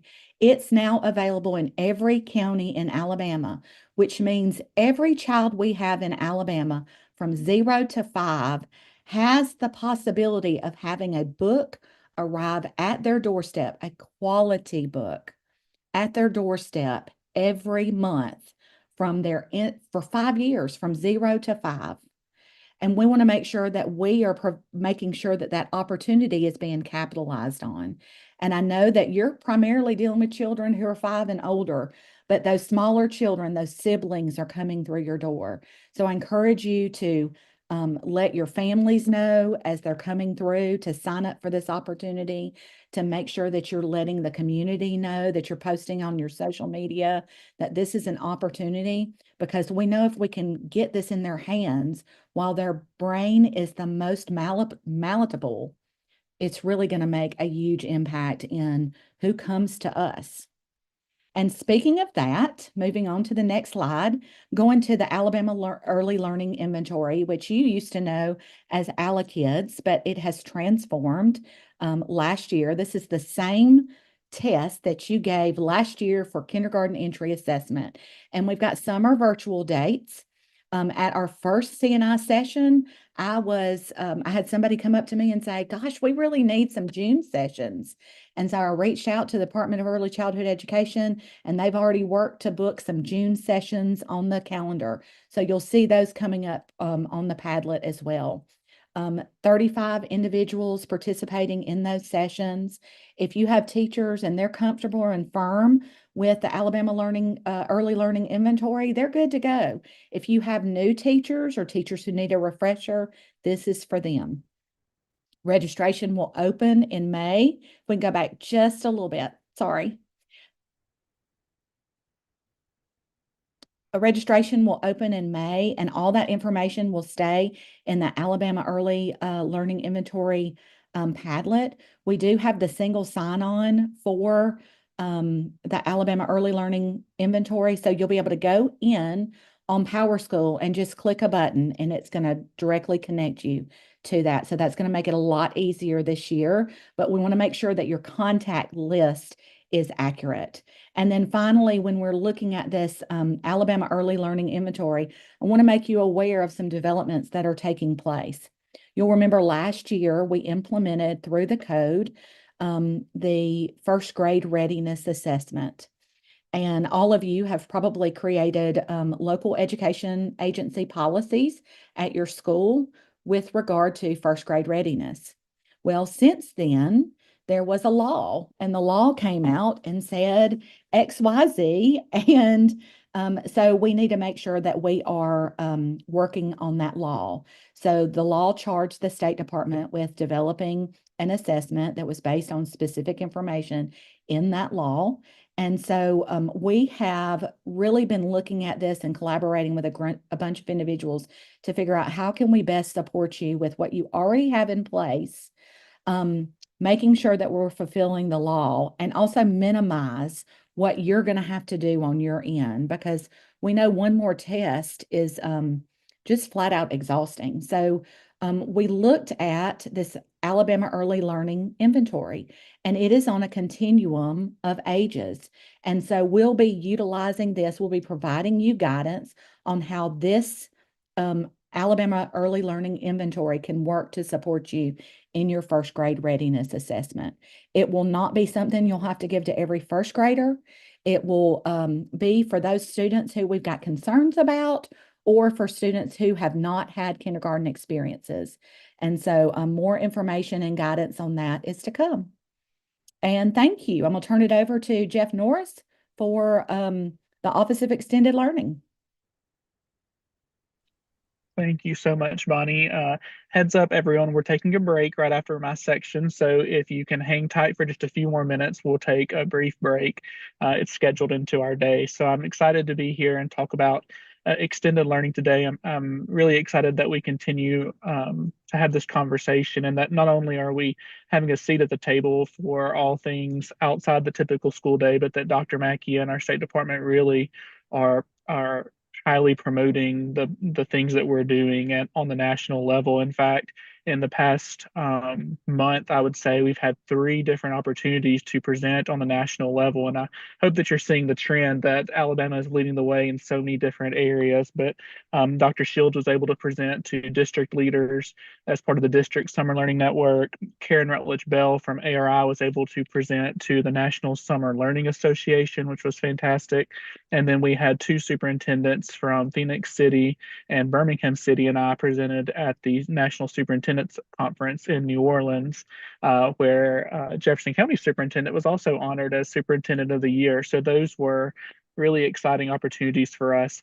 And one other thing that's not on the slide, and I apologize, but I just found out that our state legislature, who you may also know highly promotes out of school time practices, has just sent a bill to Governor Ivey's desk to sign. It has been approved by the House and Senate, but it's going to her desk to sign. It's called the Joint Study Commission on Expanding Access to High Quality Out of School Education Programs. That's a mouthful, but it means they're putting some people and some groups together to really dig deep into this out of school time learning that we know our students are really needing. And so really excited to help facilitate that and lead the way. Today, we're going to really focus on summer. And if you're a secondary person, don't tune out, because some of this does apply to you as well. We're talking K-12 summer. We're going to start with our elementary friends and the summer reading and math camps. Earlier this spring, we sent out guidance for summer learning. It's a document that was put together by over 10 different sections at the Alabama State Department of Education. It's got links and resources and videos and things to think about. And so we are really excited about that document and what it will continue to grow to become. Two different memos went out last fall. Actually, one went out in fall, one went out in the spring. And so one was for summer reading camps. This was the memo that included your allocations. Hopefully you have already budgeted those allocations. If you have not, within the memo, you can find how many funds were dispersed to your district. And then also we're asking you to give us a tentative budget. It's very ballpark and it's very broad goals, personnel, transportation, et cetera. And that information really was due last fall, but we're asking now, that's April 9th. So we'll say as soon as possible, get that document. If you're not sure if you've completed it or not, you're welcome to email me and double check. In the same way, we're double checking our summer learning contacts and summer campsites. That information is really valuable as our regional people want to go out and partner with you, so we can tell where people are and the dates that you are having camps. One quick reminder, we did send out, ARI provides a supplemental allocation for before and after school tutoring. And Bonnie and her team have said that if you have any remaining before and after school tutoring funds, you can use those towards your summer camps. We know that you might have a little bit of money left over and we'd love for you to use that. The spirit of those particular funds are specifically for third graders. They can also be used for kindergarten through second grade students. So I would ask that as you reallocate those funds for summer, maybe prioritize your third graders through interventionists or teacher salaries or something like that with those funds.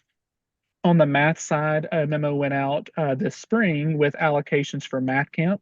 They were two different memos, so make sure that you have a reading allocation and a math allocation. That would be those funds can be utilized for similarly to the reading camp funds, but make sure you read through the memo and see what the allowable costs are. They are also asking for contacts and dates and sites. So that document is also linked to this site. And then the last thing for our math from the Office of Mathematics Improvement, really excited about the work that they've done over the past couple of years on curriculum design.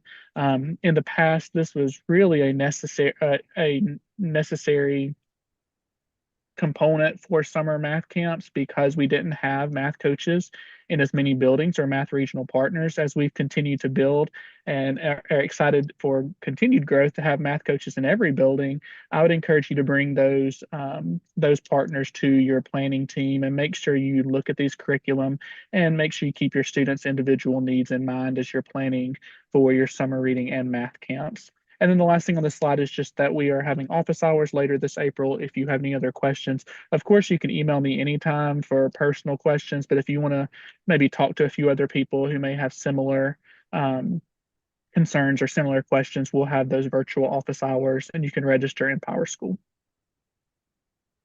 Next slide. Thank you.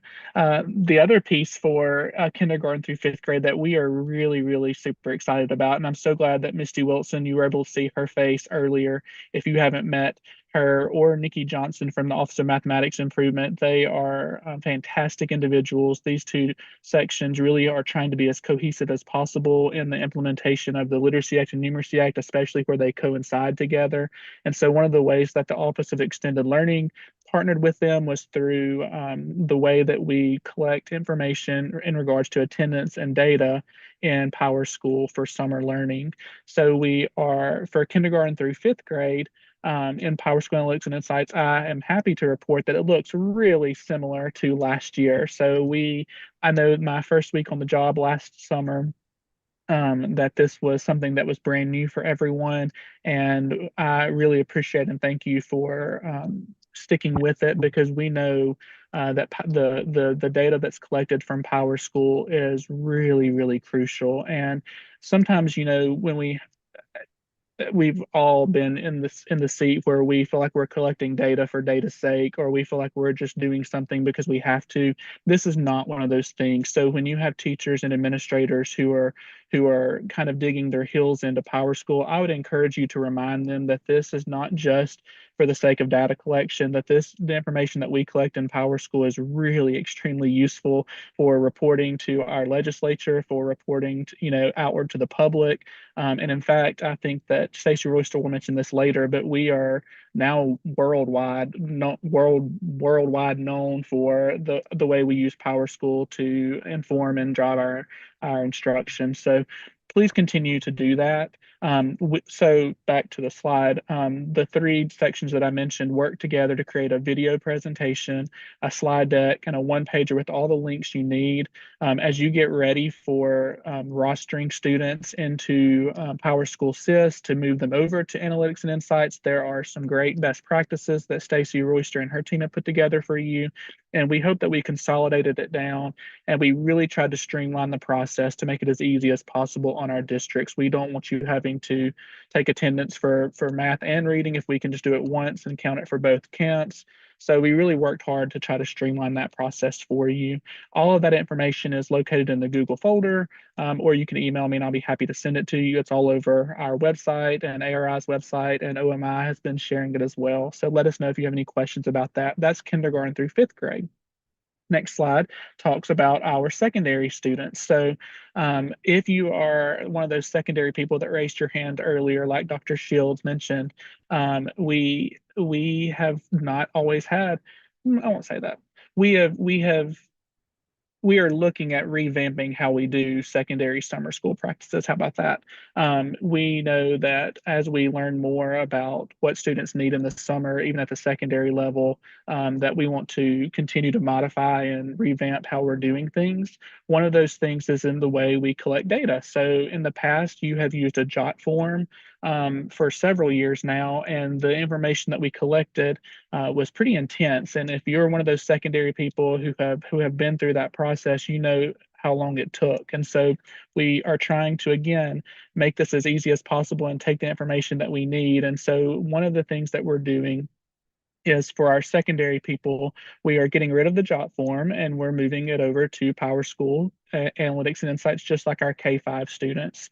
So we know that our secondary school leaders are still kind of working through Power School Analytics and Insights, that we are getting our feet wet at the secondary level and really working through the MTSS team. Christy Shankles and her team have worked really hard to provide training on Power School for our secondary leaders. But so this year, our plan is to make it really, really simple. And I need you to hear me say this. It will be really, really simple. We will not be setting goals for our secondary students this year or even collecting attendance data for them. We simply want to be able to see how many students are coming onto campus for secondary summer programming of any type, whether it's intervention or enrichment opportunities. So we will be having a memo that will come out for our secondary curriculum and instruction leaders that will tell you exactly how to enter this information. It will be a really simple process. Again, a really simple process. That will be combined with one extra step that is by our state code. So in the past, since 1999, this came up again, Dr. Shields. So since 1999, our code has mentioned secondary summer school must be registered. Every program must be registered with the State Department of Education. And part of that has been through the JOT form. And in 1999, that only consisted of high school, summer school. And so as times have changed and as we've added in our summer reading and summer math camps and middle school STEM camps and all kinds of programming that happens during the summer, all of those things also need to be registered. So we are making this a one-click stop. I don't know how we want to say that. One-stop shop. It's one click button in Power School SIS. Stacy, again, is going to be putting together information about this. It'll be something that a school leader or even your registrar should be able to go in and easily show whether or not your students are benefiting from summer programming. And that will continue to grow each year. But for right now, we're starting small. And then the last memo coming out will be for high school credit recovery. That one may have actually come out already. If it hasn't, it's coming out, I would say, in the next couple of days. And that is a year-long process, not just for summer, but making sure that you have a high school credit recovery plan that is part of compliance monitoring. Next slide. Our website is listed at the bottom, and I see that Dr. Shields also put it in the chat. We're really excited about as we continue to grow this office and provide opportunities. One of the things is really sharing best practices and sharing out what's happening in the districts around the state. And so we started a podcast this year. We're up to 6 episodes. It runs the gamut from, again, kindergarten to high school. Some of the topics we've talked about is setting up a summer learning planning team with Jasper City Schools. I talked with Andrew Maxey about secondary summer school and revamping what that looks like for high schoolers. I just did an episode, 2 different episodes this week, one on the Twilight program at Tarrant City Schools, which is an alternate learning program for students after school hours to receive credit. And then I talked with Autauga County Schools about the way they implement the Extended Learning Opportunities Act for their high schoolers. They have some high schoolers who actually work at their elementary summer reading and math camps, and they get high school elective credit for doing that. And they actually tied in some scholarship funds as well this year for those students. So it's a really cool conversation that will be posted later this week. So I encourage you to check out the podcast and learn from each other. We know the knowledge is in the room and you guys are doing amazing things. So we want to share that out. And then the last slide I think I have, Katrina, is our mega session offerings. We'll be talking about summer during the summer. Really excited about highlighting some things that are happening in our districts. We actually have a district partner for each of these 3 sessions, so really excited about that. Whether you are wanting to know more about implementing summer learning and talking about the programming side of it, or revamping some summer school for secondary students, how that could look, or just trying to add in some enrichment opportunities at the elementary level in your summer reading and math camps. We think these topics will be really exciting, and it'll be right after you've had your summer. Most of you are having your summer camps in June, and so it'll be a great time for you to reflect on what just happened and grow together. I will stick my email address in the chat before I sign off. So if you have any questions, feel free to email me or check out our website.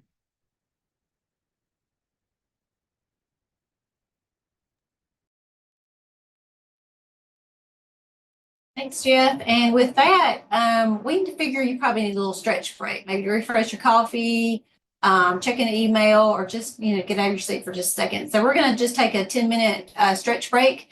So we will see you, looks like, at 10:55.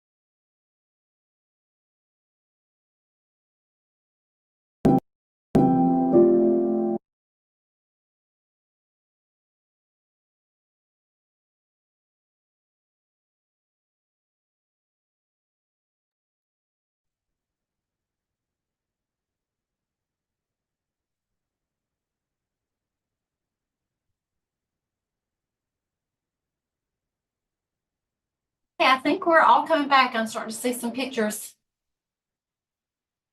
Thank you. We hope you got a nice little break. We were catching up over here in my office. We will pass it now to AMSTI.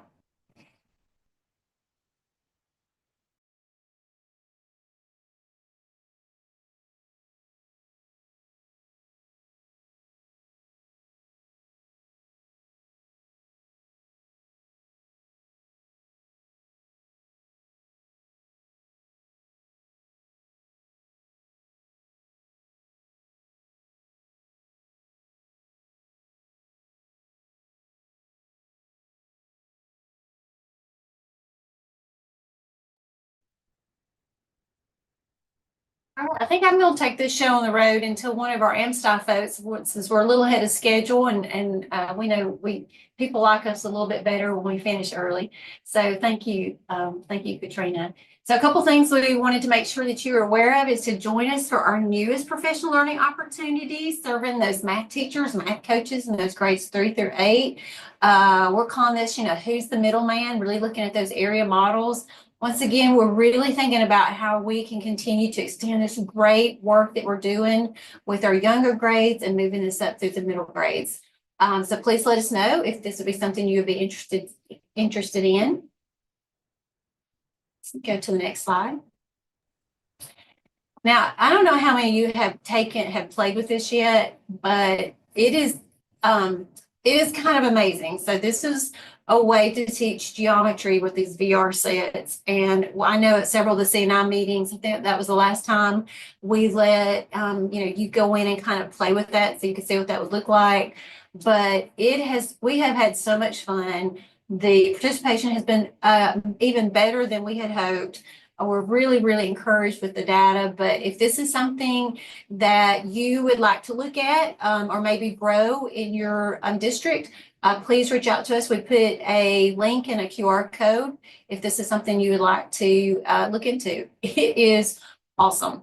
Like I said, this is specifically for geometry, and I'm trying to think, I think there's some other things. Yeah. Geometry classrooms and geometry studies, but really cool. Go to the next one.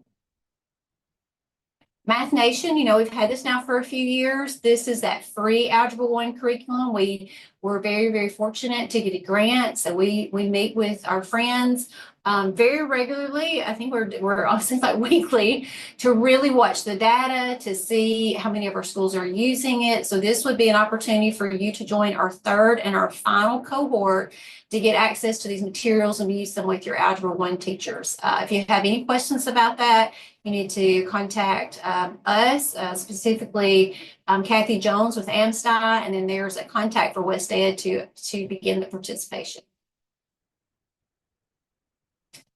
So it is that 2023 Alabama Course of Study Science Overview. So we're going to have a one-day PLO that provides an in-depth look at the 2023 Alabama Course of Study. Participants are going to be able to really look at these conceptual framework, the position statements, and so forth, but really look at their grade level and content-specific standards to identify, okay, what's changed? Because we all remember what it was like to be in the classroom. You get a new course of study, and you want to know, okay, so what are the things that I'm familiar with and can continue, and what are the things that have changed and evolved in any kind of way? So be looking for that. The digital literacy and computer science, we have robotics grants, and we're looking at the awards and funding and the reporting requirements. So if you have received a robotics grant, be looking for some requests from information from us. Just to make sure that we're being good stewards of this funding and reporting the great work. Oh, I think I just saw Miss Jones join. So Cassie, I have tried really hard to stand in for you. So I'm going to pass it back to you now. And if you would, can we go back to that robotics? I just want to make sure I gave it justice. You did give it justice. There is a link in the notes under that slide that's available to you, and there's information on the AMSTI website Also, once the budget is approved, we're hoping that there will be funding for grants in the next fiscal year as well. So I really do look there. And yes, Dr. Shields was doing great justice. I have been in another meeting and I went to the wrong conference room this morning. So I have just made it to Martin. I was standing outside her office just about 5 minutes ago. So. Okay, so for the Teams Act, there are new opportunities for 2025. And when I put the handout in the handouts folder, it was the only one there. So it may be very easy to find in that folder. Please look over that. And also, I need you all to ask people to apply to be a Teams provider. We are only able to provide you with a list of people who have applied. So if you need more Teams opportunities, encourage professional learning providers to go and go find the link. If they can't find the link, just tell them to email teamspd@alsde.edu. I'm the one who gets those emails. And if you miss that link, go to mine, cjones01@alsde.edu. But encourage universities to list their specific math and science courses as well, because teachers who are going through continuing education do need to have the opportunity to have those courses count as Teams course, as Teams PD. There are also additional opportunities through AMSTI, Science in Motion, and through Technology in Motion. So please go and look for those and ask about additional Teams providers. Just click a lot, Katrina, because my staff put all of these things in here separate as a bunch of clicks. And they had the greatest time at the Science Olympiad.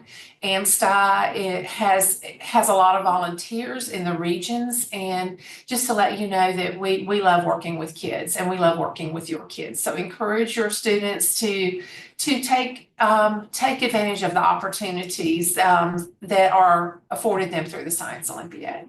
I think that's it. Yeah.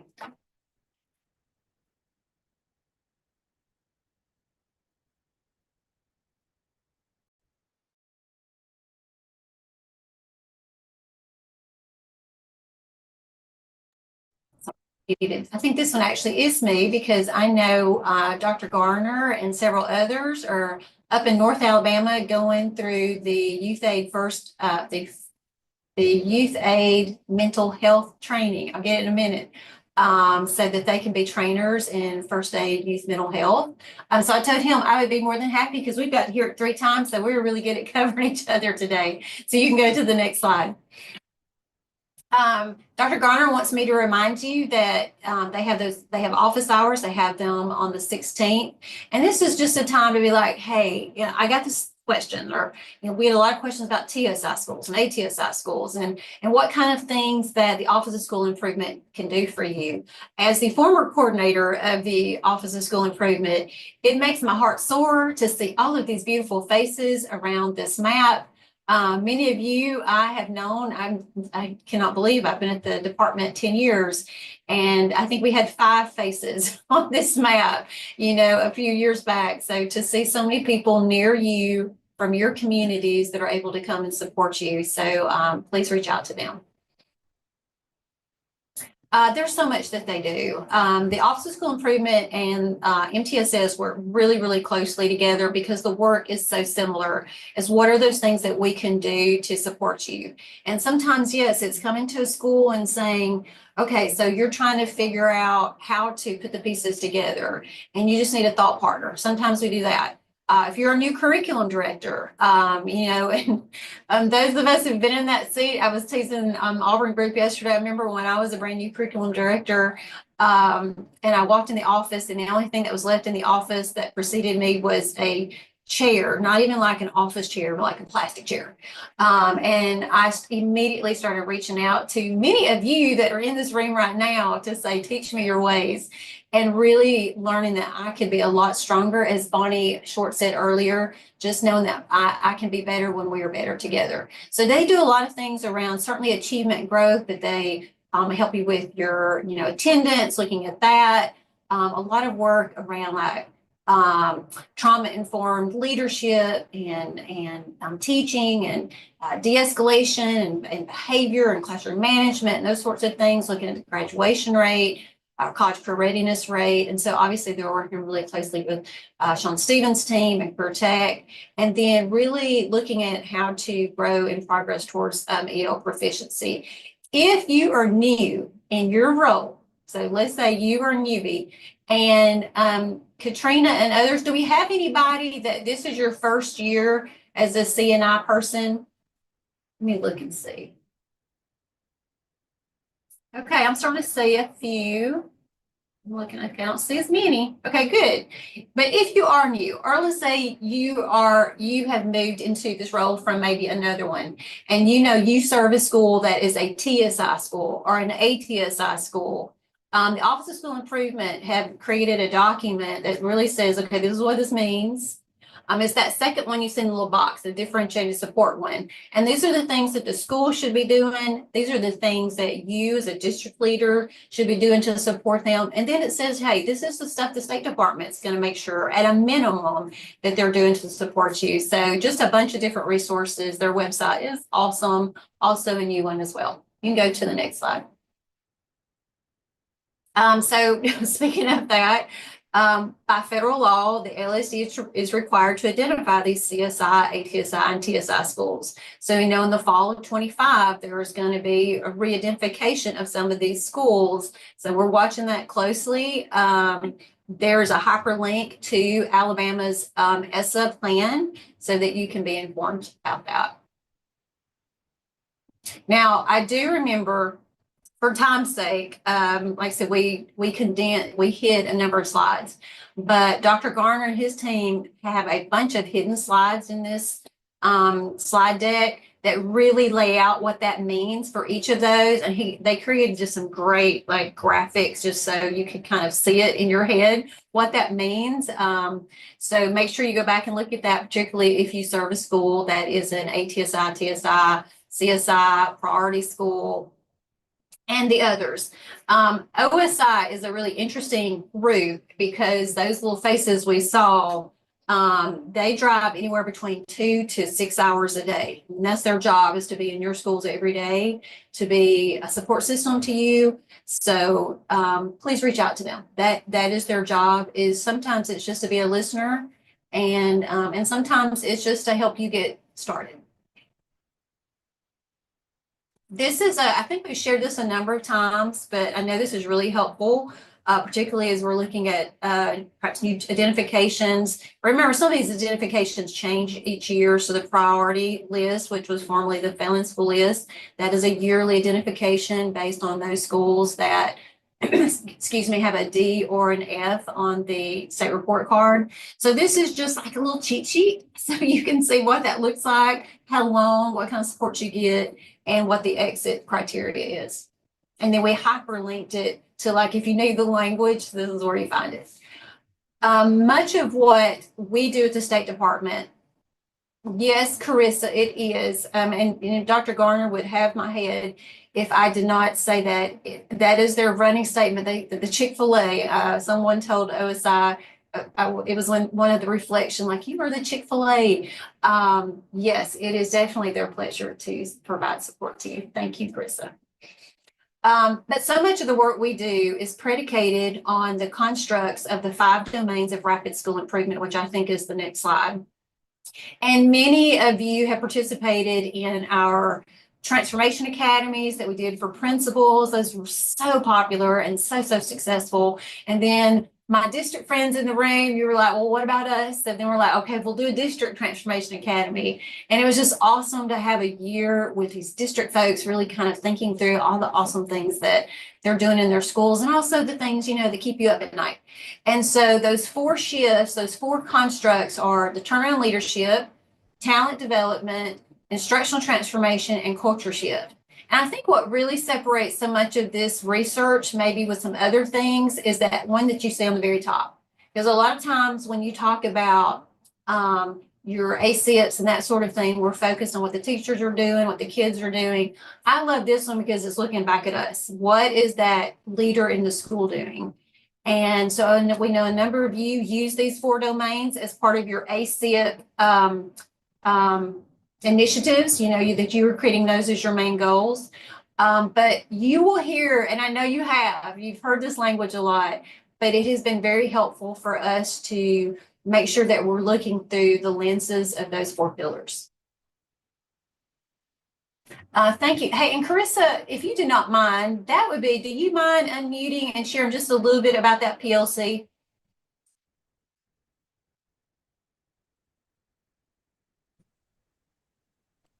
No, I don't mind at all. Thank you. Go for it.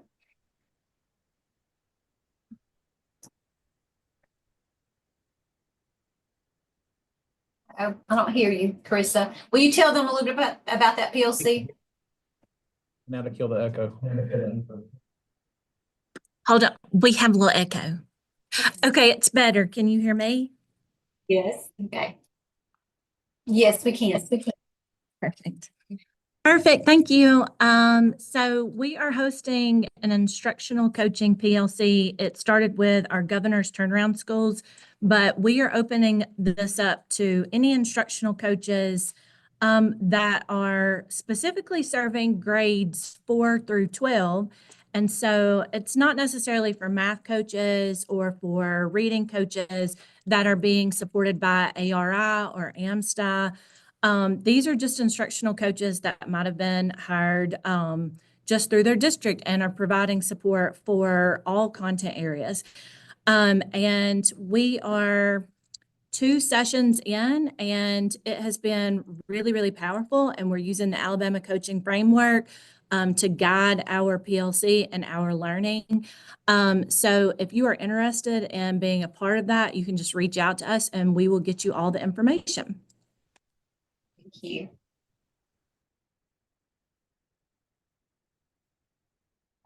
So OSI is working with Dr. Molly Killingsworth teams with federal programs to provide a cognitive training. This is coming up later this month, April 22nd. And the target audience is really those CSI school principals as well as federal programs, just so that you would know what supports are out there and what to expect, and to make sure that you're doing within the cognitive platform. Dr. Garner had shared this at each of our sessions, and we do consider it one of our greatest blessings to be in this space and to make sure that when we're talking, we feel you beside us.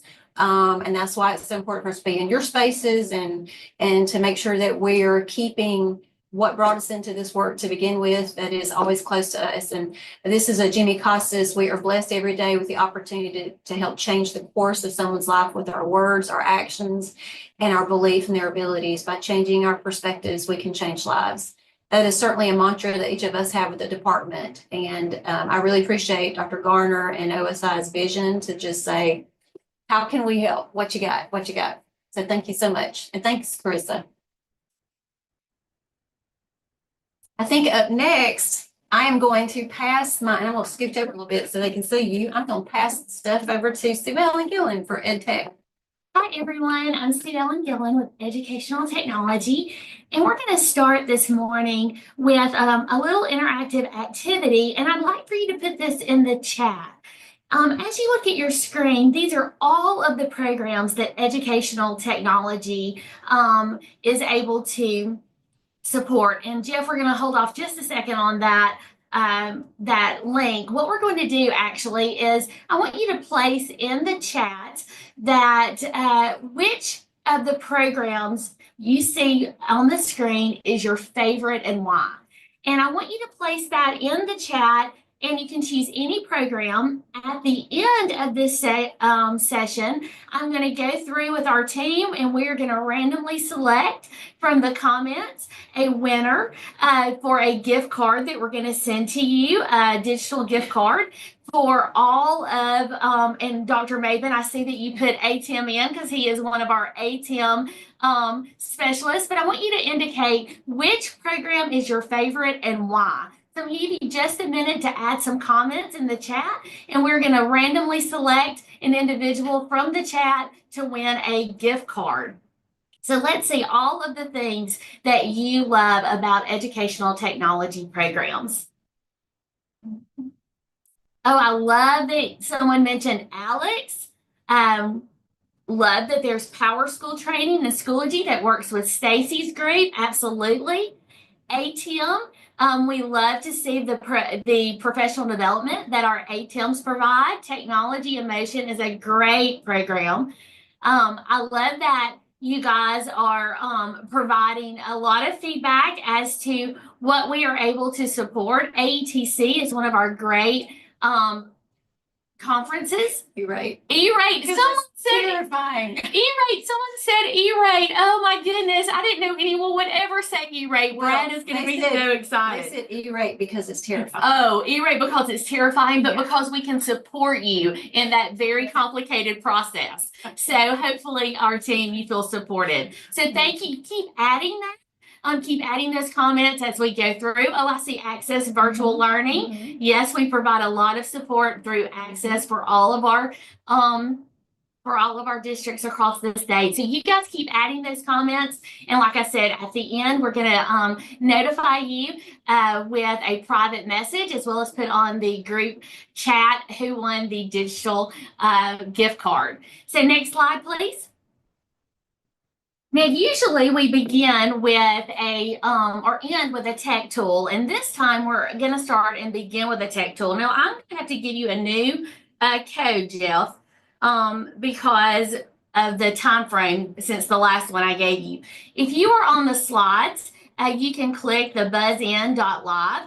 Otherwise, Jeff is going to put in a link for buzzin.live. You can use your computer, you can use your cell phone, and the game code is 966221.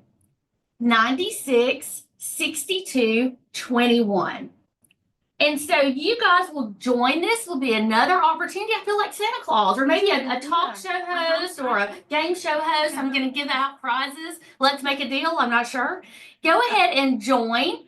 That the price is right. Absolutely. Spin that wheel. So thinking about my favorite game show host, Steve Harvey. I love Family Feud. And so what this tool does, I love it. It's so simple. It turns any device into a buzzer. And so with this device, what you'll notice is that you can have this for cold calls. You can have this as an interactive game. If you have Quiz Bowl or Scholars Bowl in your district or in your school, now you have a very free version that you can change any classroom into being able to be interactive through a buzzer. So this particular game, only this particular version, because I am cheap, is only for 50 people. So this is the free tier. We've reached our maximum 50 individuals. And so what I'm going to do is I'm going to ask a question.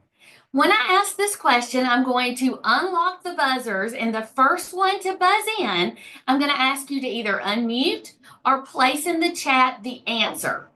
Okay, so we're going to go in the order that you buzz as to who will be selected to possibly win this gift card. Now, here is your question. You need to name the character name and the name of the TV show. Now, this TV show was one of my favorite TV shows when I was little. So here is the quote. I love it when a plan comes together. Go. Okay, so I have Mimi. Mimi, either unmute or type in the chat. What is the answer? Hello, it's me. Yes. This Hannibal on 18. Yes, ma'am, you have it. So I need you to give me a private message on the chat. So select Sue Ellen Gillen on the chat and send me your email address and your cell phone, and I am going to send you a digital gift card. So thank you guys for playing. It was fast. Okay, we can go to the next slide. Now, why did I choose that as a quote? I love it when a plan comes together. We're not going to play the video this time. We're just going to kind of walk through. One of the reasons that I chose that quote is because that's exactly what I feel about Access Virtual Learning. We have brand new courses, and these courses have been a labor of love between CTE, Instructional Services, our Access Course Development team, and so many others in our department and across the different sections. And we're so excited to offer for the first time several new things. The first one being our Access Algebra 2 with Statistics honors course. This is the first time we've been able to offer an honors course that isn't inherently honors, thanks to Sean sharing with us the honors framework from his team. And we have built this course to be able to attach an honors course code so that your students will be able to access not only Algebra 2 with Statistics, but at that deeper level. And so we really want you to take advantage of that. Also, you'll find on the link the new course list feature. That course list feature is actually on Airtable. It is now interactive. You will be able to go and search any of our courses. It also, if you scroll to the end or click on a course, it gives you the course code. So some of the things that we've noticed is as counselors or individuals were signing students up or enrolling them in an access course, they were choosing the incorrect course. Maybe they were choosing a semester course or a half credit course instead of the full term. And so now it links directly to those course codes, and so they can make sure that they're choosing the correct one. In addition, you will see on these new courses that we're super excited about the number of CTE course offerings that we are going to provide for the 25-26 school year. And so these course offerings are going to help us create complete pathways for students seeking an Option B diploma. We also have foundations courses for students who may choose to continue that coursework in a face-to-face environment. Next slide, please. So when we talk about Option B, one of the things that we're super excited about is that when we started on the pathway of deciding what were going to be the next set of courses Access would develop, there was no Option B at that time because this started about 2 years ago. And so in determining that, we are going to be able now to offer complete pathways. We will actually have 6 complete pathways by fall of 2025. And you can see that these are business information technology, accounting, business management, professional sales, financial management, and health science. And those courses means that we will have the foundation course and 2 concentrator courses so that a student can actually take those 3 courses, and if they score a 70 or above, then they can be deemed a completer, which is part of the requirement for an Option B diploma or a high school diploma Option B. So the reason this is so amazing and so awesome is that many times 2 parts. Number one, in my student, I have 3 children, and in their district, they actually had almost 100 students who wanted to go and choose health science for the fall. Well, they only had room to take 40 students. Okay, so there were 60 students who really wanted to choose this pathway without the access to the facility and the teacher needed to teach it. There just wasn't enough room. Now those other 60 students can choose health science because we have the complete health science pathway with a foundation course along with, I think, up to 5 different options of health science courses for concentrator courses that they can have. So all of that to be said, that students now have more opportunities than they've ever had before. The great news is that a memo came from Dr. Mackey on April the 1st. And this memo is linked for you in the slides, and it outlines exactly what we are going to be able to offer. In addition, many times new CTE programs have to be declared usually around December for the following school year. Well, because this is brand new, Option B, all of the information is new, and these programs and pathways will be new, we are giving another opportunity. We worked very closely with CTE, and now there's an abbreviated application. So if your district and you only have 2 students, and those 2 students want to take professional sales, well, your district couldn't open an entire CTE program for 2 students. But now with Access, you can. You can go and click on that memo, click on the new application, and indicate that you want to add any of these programs, even if it's for one student, if you're going to use Access to provide the content. So just know that we are breaking down barriers. We are opening doors for students, and we are opening doors for you at the LEA to provide more opportunities for students across Alabama. And we want to be your partner in that endeavor. So please, if you are not the CTE director, please make sure your CTE director has this information. Be sure you have until May the 1st to fill out the application for any new programs. Now, let's say, like where my children go to school, they already had a face-to-face health science program. Do they need to fill out this new application? No. This application is only if you are adding brand new CTE programs. If you already have one in existence, then great. You can choose to continue that program, and then you can supplement with Access for students that maybe you had an overflow, or maybe you only had room to take 11th and 12th graders, but now you want to be able to start 9th graders in a foundation course. We are going to be offering foundation courses that you can start as early as 9th grade at Access Virtual Learning. And then that way, when they get to the face-to-face courses at your CTE center or in your CTE classes, they will already have some foundations under their belt. And so your teachers can take them even further in that curriculum and with those skills. So we're super excited about this, and we're super excited to partner with you. I do see a couple of questions. Are there credit recovery versions of these new Access courses, including CTE?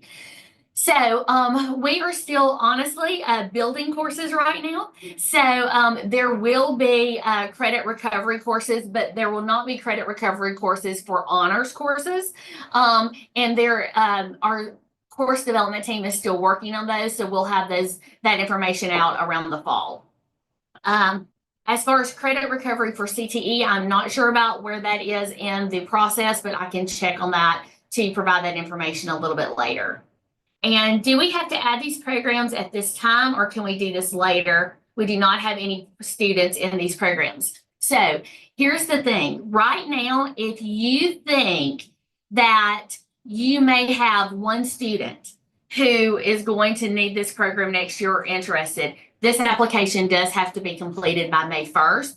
Otherwise, you'll have to wait until the regular application in the fall and open it up for the next school year. So I would recommend that that if you think this may be an option, then you would need to open that application process right now. The other part is that, and CTE can clarify a little bit about this. The other part is that if you have students transfer, we're a very transient state. And so I like to call our friends frequent flyers. They would come to us and leave and come back and go to another district. And so in order to have that continuity of curriculum and services for students, that might be something to consider as well, even if you were looking at just saying one student may participate. Thank you for those questions.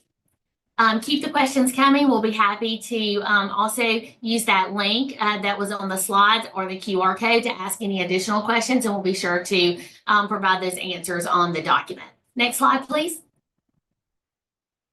Summer school courses are available. Here you can see our credit recovery courses as well as our summer school courses that will be offered.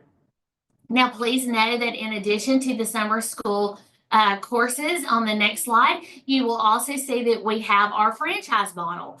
Now, the franchise model will provide you with all of the curriculum that if you have hired summer school teachers, they could use the unit test, the assessments to kind of help students determine where they are on meeting standards and help them go through the course in a more of a credit recovery environment in your brick and mortar school. We will also have the franchise model available for our CTE courses as well when those are completed. So if you have teachers who need access to high quality content and they are in your buildings for CTE, those will be available as well through franchise in the future.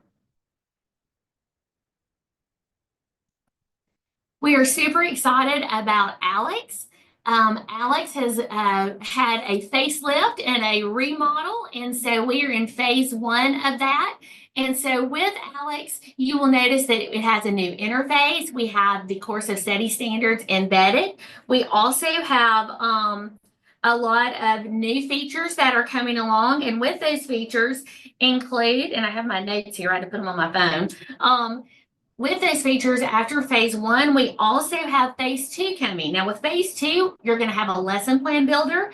You're also going to be able to collaborate. You'll be able to sign in to your content collection, bring over ALEX resources, and then use AI-powered tools to be able to remix those features. If you don't like the layout of the way the ALEX lesson plan was, you'll be able to use AI and say, let's provide a new beginning activity. I want a different formative assessment. I want you to differentiate the following parts of this activity or lesson plan to meet the needs of my students. And with a click of a button, AI is going to help to regenerate that. And you can save it within your own repository on the tab within ALEX and build all of your lessons within there. And then phase 3, by September the 30th, we'll have an LMS integration and more. And so in addition to that, we'll have Sparkle activities. This is going to be able to take the ALEX lesson plan and ALEX lessons. Then we're going to be able to move that into Sparkle, which will take those and make interactive activities for students that you can monitor progress, performance, and understanding in the dashboard. So a lot of things coming with ALEX, and I can't say enough great things with what's happening with our team and the hard work that they're doing to make this a reality. Next slide.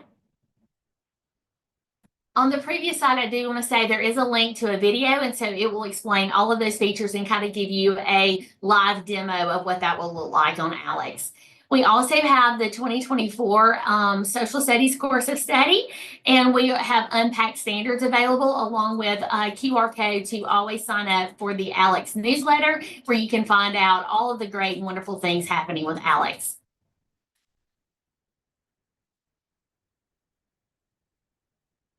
AETC is happening in June, and we have amazing partners.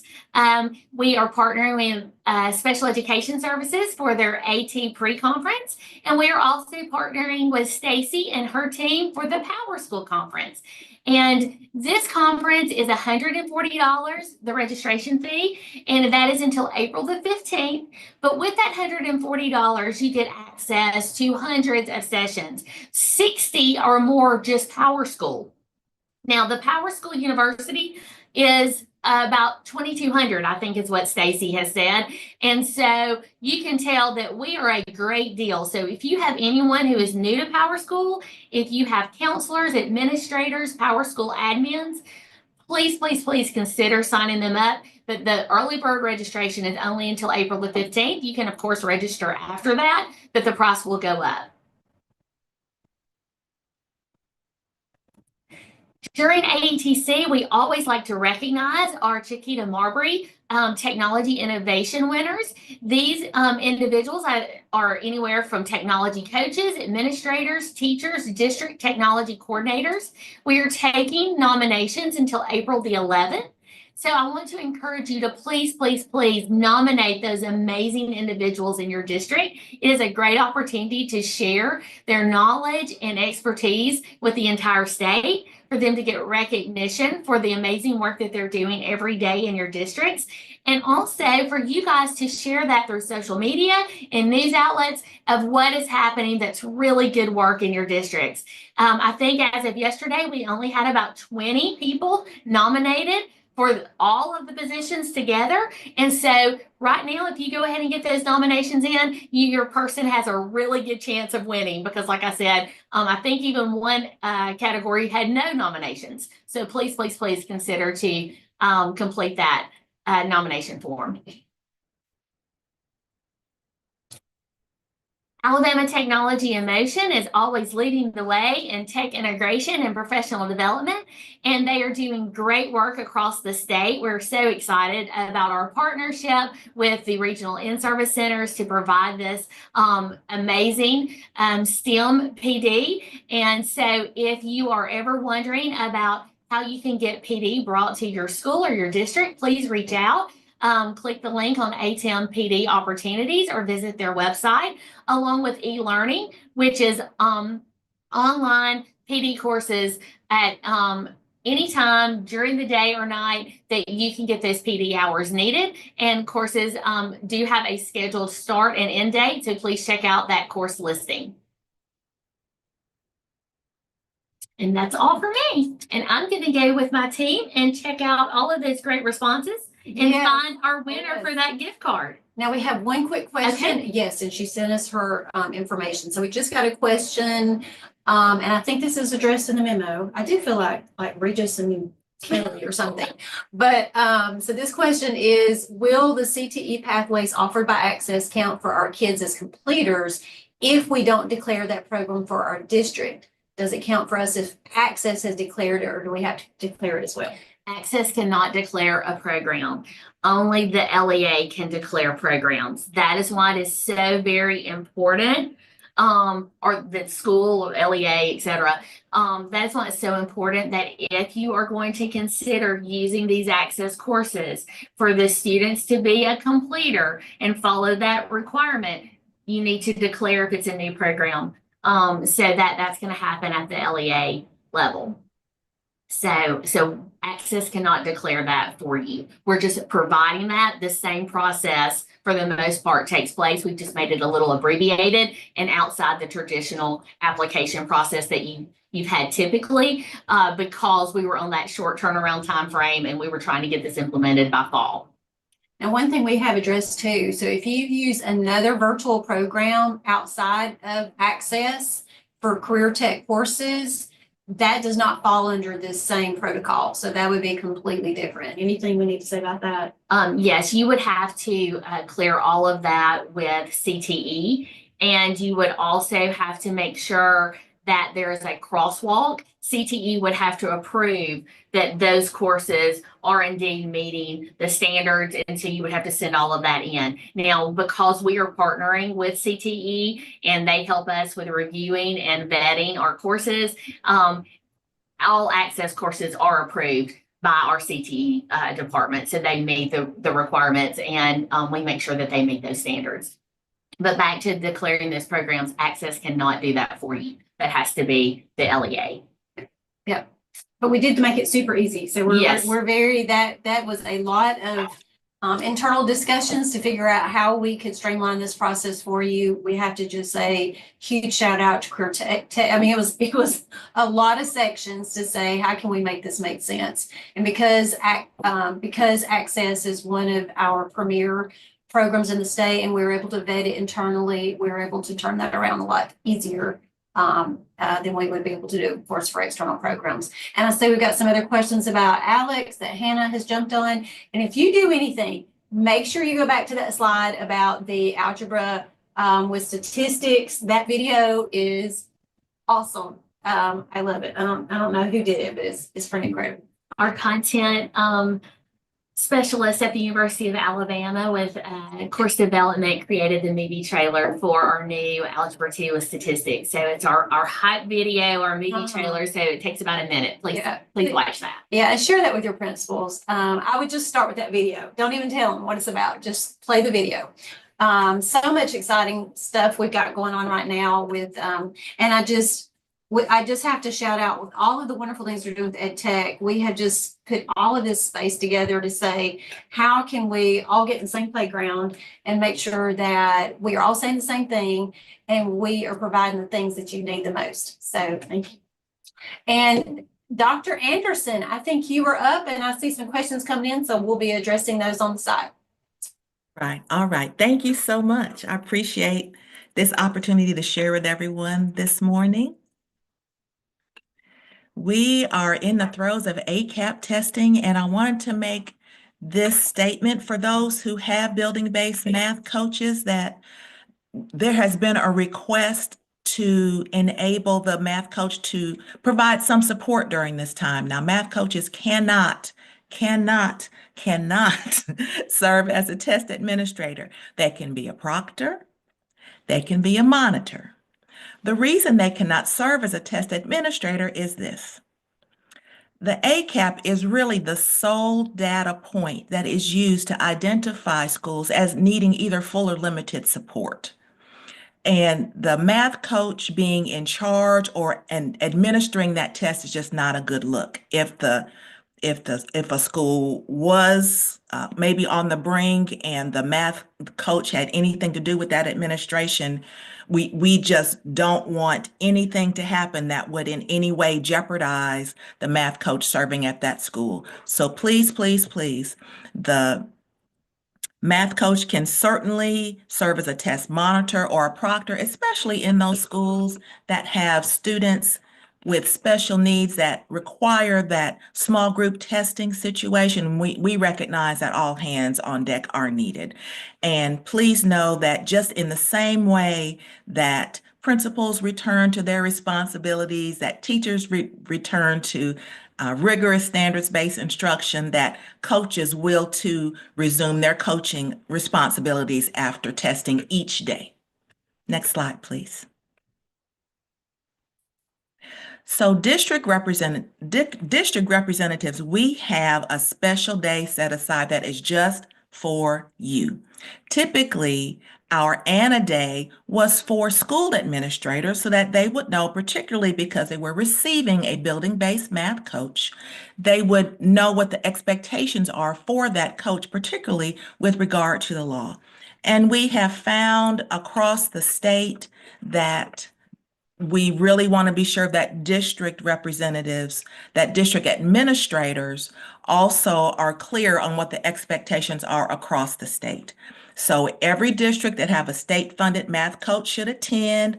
These meetings will be held between May 27th and June 13th. Now, there are a number of regional coordinators that are on the line.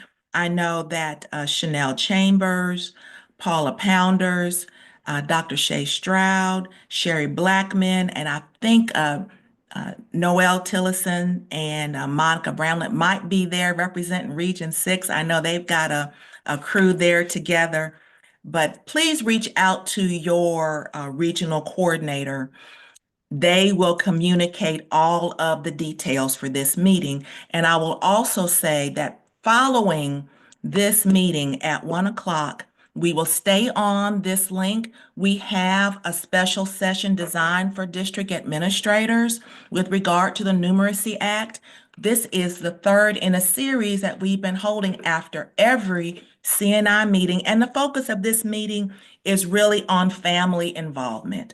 We know that you get those questions all the time about this new math and what is it for and how can we help our students? And we want to provide you with some language, some support, some ideas for addressing those questions. And we have lots of other great information. So please join us. If you need to take a lunch break, feel free, but come back right to this link at 1 o'clock and join us. Next slide, please. In terms of summer camp requirements, you see here posted is a screenshot from the summer camp, from the summer learning guidance, just as a requirement. Just as a reminder, for grades K through 3, there were no specific minutes or any time listed in terms of instruction. The expectation is in the law is that math was embedded into reading instruction. So we just want to codify that a little bit and share that at least 60 minutes of math instruction should be provided daily. Grades 4 and 5, that is explicitly listed in the law, 40 to 70 hours of math instruction. And for those who need reading, that the reading would be embedded as well. Next slide, please. There are 10 required reports in the Numeracy Act that each LEA has to provide data for so that a report can be made that summarizes the entire state. In order to make things easier for every LEA, we are really trying to organize this information into 3 buckets in terms of information that needs to be presented and provided for these reports. So 3 reports will not be given. So the one on math coach endorsements, because our colleges and universities are currently working on those courses. So there's no data to report there. The dyscalculia, because no dyscalculia screeners have yet been recommended by the Elementary Math Task Force. And thirdly, the fractional reasoning screener. But this is the last year that we will have no report because we have approved finally a fractional reasoning screener. And we are super, super excited about that. So with regard to the formative benchmark assessment and the summer post-assessment scores, those should be directly reported. That data should be directly reported. In terms of the beginning of the year, early numeracy screener, that should be entered directly into the numeracy tab before the end of this school year, as should student retention. And your teachers are going to have that information. Of course, they're going to know which students will need to be retained in K-5 mathematics. So it is imperative that you reach out to those teachers before they get away from you for the summer to be sure that they input that data. There's certainly that bulk upload option that would be recommended in these areas. And then finally, summer learning documentation through PowerSchool.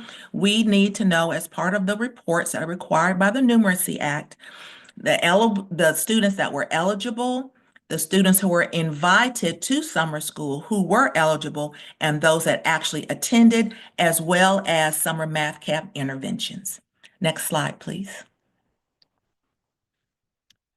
If you come back with us, and I'm hopeful that you will, we'll spend a lot more time talking about these student plans as well as intervention guidance. So we have a number of slides that are hidden. I'm just gonna really just summarize them very quickly, but specifically all students receiving Tier 3 instruction in K-5 mathematics should have a PST student plan and aligned intervention in PowerSchool analytics and insights. So those interventions are described in 2 different buckets. They can be organized, first of all, by title. There are a number of vendors that were recommended by the Elementary Mathematics Task Force, and the interventions are organized by title. So if you're using a particular vendor, then you just simply find that one and then pull the interventions that are then aligned. Additional Tier 2 and Tier 3 interventions are aligned also by or organized by domain and concept.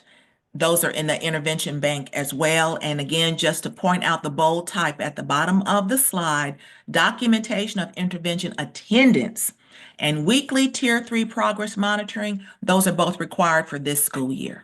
Next slide, please. And this next slide is just an example of what the progress monitoring components look like using an approved Tier 3 mathematics intervention program. Next slide, please.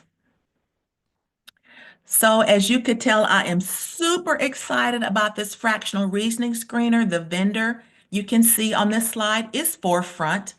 I would ask you to look at this particular problem. If you were to draw this rectangle and know that this shape represents 3/5, I would love for you to type in the chat what you would do to represent the entire whole. If this was the shape that represents 3/5 of a quantity, explain in the chat, if someone would be willing to explain in the chat what you would do to represent the whole. I'm going to use a little bit of my wait time, and during my wait time, I'm going to give you a quick mega commercial. While I'm waiting to see some comments in the chat, just please know the Office of Mathematics Improvement stands ready to provide you with some excellent, fun, engaging sessions during Mega that include a variety of topics such as tiered instruction, pedagogy, evidence-based evidence-based practices, math mindsets, math multiplication fluency, and more. So look out for our sessions during Mega. And we've got one individual that said, I would visualize 2/3 of this shape and add the amount onto the existing shape to create 5/5 or the whole. Great. And here's another, I would third that rectangle and add 2 more sections to make a total of 5/5. It looks like everybody's saying the same thing. So you want to find what 1 unit is. So this represents 3/5. So if you partition that or divide that into 3 parts, each one of those will be 1/5, and add 2 more onto the end so that you get a whole. Thank you. Awesome. Very good. And I'm so excited to see Dr. Milledge from ARI. Look, everybody's a math person. Excellent. If you'll just keep clicking through this slide, I think there are 2 more clicks. Thank you, Jeff Norris. There are only 2 requirements. I'm sorry, 1 more click. Those are the only requirements to being a math person, to be a person and to do math. And so therefore you are all math people. But just to finish up this slide, on the far right, you'll see that as we implement this fractional reasoning screener, we want to be sure that our teachers understand our standards first and foremost. And then going clockwise, forefront, the vendor. We'll make webinars available so that your teachers will be able to be familiarized with the process or the steps needed to use this fractional reasoning screener. AMSTI will have content training. There are phenomenal and just very rich experiences available through their courses, particularly the meaning of fractions. I would encourage you to get your AMSTI director on the phone and let them know that you are interested in this content training. And then finally, please know that OMI will be available to provide support. We are working with the Regional In-Service Center directors to offer a course that will complement the AMSTI content trainings that will not only summarize the process for implementing these screeners and review the content, but also help teachers make wise instructional decisions using those data that they receive. I think that was my last slide. Oh no, I do have one more slide. Yes. Just want to echo Dr. Shields. Kudos to everyone. Thank you for everything that you did to put us in such a great spot with regard to our NAEP scores. Please know that our next NAEP administration is coming up in January. It is just around the corner. So we need you to keep the pedal to the metal. We need you to keep doing all the wonderful things that you are doing to make sure that we continue our escalation in scores, in achievement. I want you to make it stick in 2026. That link, the word NAEP, it just links you to some NAEP resources. If you have any questions, feel free to reach out to me or any member of the Office of Mathematics Improvement. And again, we hope to see you right back here at 1 o'clock. Thank you very much.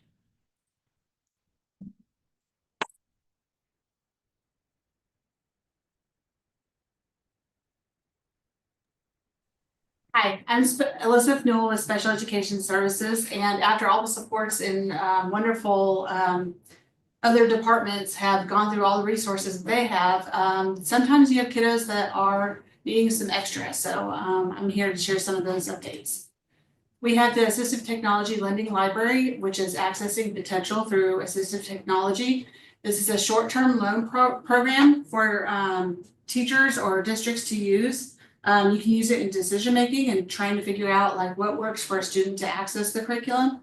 You can use it for temporary accommodations. You might need to borrow something if a student's device or adaptation has broken and you're waiting for it to get fixed. Or you can use it for professional development, helping teachers understand that all students can access the curriculum, just some do it differently. We have our special education assistive technology strand at AETC. You saw this flyer earlier. We have 2 pre-conferences. One is for assistive technology teams, and the other is for speech language pathologists. We also have 2 features sessions at AETC that are, one of them is entitled Assistive Technology Evaluations for Assistive Technology Teams, and they'll be hands-on and interactive. And we have another one for augmentative alternative evaluations for speech and language pathologists. We have the sessions of tech-boosted teaching, engaging educators in self-contained classrooms that will be engaging also for learning hands-on activities and ways to transform the classroom and helping learners with different abilities. This interactive 2-hour experience will implement rotation-based teaching strategies firsthand. Through dynamic technology integrated activities, you'll gain practice tools to enhance instruction, maximize student engagement, and create a structured yet flexible learning environment. We have our special education assistive technology video series, lots of words. The SES section is excited to unveil the latest in its assistive technology series. The tools and strategies introduced in these videos can be game changer for districts. Being able to help students with disabilities, the topics include introductory guide to AT, augmentative and alternative communication, collaboration and visual supports, accessible AT, what to use and when, universal design for learning, and computer access for students with disabilities. All the videos are housed on the SES YouTube channel under AT series. Please share this information with all your teachers, general ed and special ed, and service providers. Remember, student success is everybody's responsibility. We have, as part of our SES Shorts series, a 4-part series for IEPs. The topics include parental participation, IEP content, placement decisions, and using the graphing option within PowerSchool for special programs.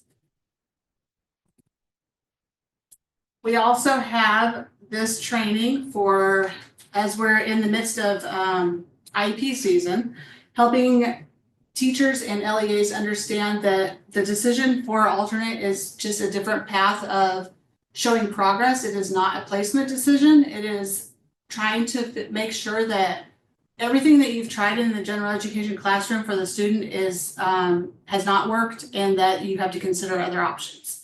And so this recorded training will help give some of those guidelines and what not to consider for alternate. So with this, students who need a different way of measuring their progress are typically students with extensive historical support needs for severe deficits that will persist throughout the lifespan, normally less than 1% of the students tested. So these students are students who will typically require adult support and extensive services past high school. This IEP team decision is not one to be taken lightly, and the consideration and guideline for supports are outlined in this recording. And then we have our one-stop shop link to all of our live binders of different department sections that we have. You can access that with the link tree at this QR code or at the link. And all right, good morning, almost afternoon. We are 1 minute away from afternoon. We are ready to wrap up the school year. It is April, the end of May. We'll be here before we know it. I like to draw everyone's attention back to the Student Information System data calendar, because there's a lot that comes due at the end of the year, and sometimes it can be very overwhelming, especially if you are a new person in your position, whether you're a new counselor, registrar, principal, data manager in a district, federal programs manager. We wear lots of hats out there. And so I tell everybody, make sure that you keep an eye on this link. You have these nice check boxes that let you know exactly what you need to be running. There are hyperlinks to handouts or video tutorials to show you exactly how to run these reports. So as we get ready for our graduates, making sure that you have the civics exam scores entered, your FAFSA information, graduation exit type. And if you're thinking, well, Stacy, I do this once a year, how do I do that again? We keep them all nice in here so that you don't have to reach out to ask those questions, but feel free to if there's something that you do not understand in any of those.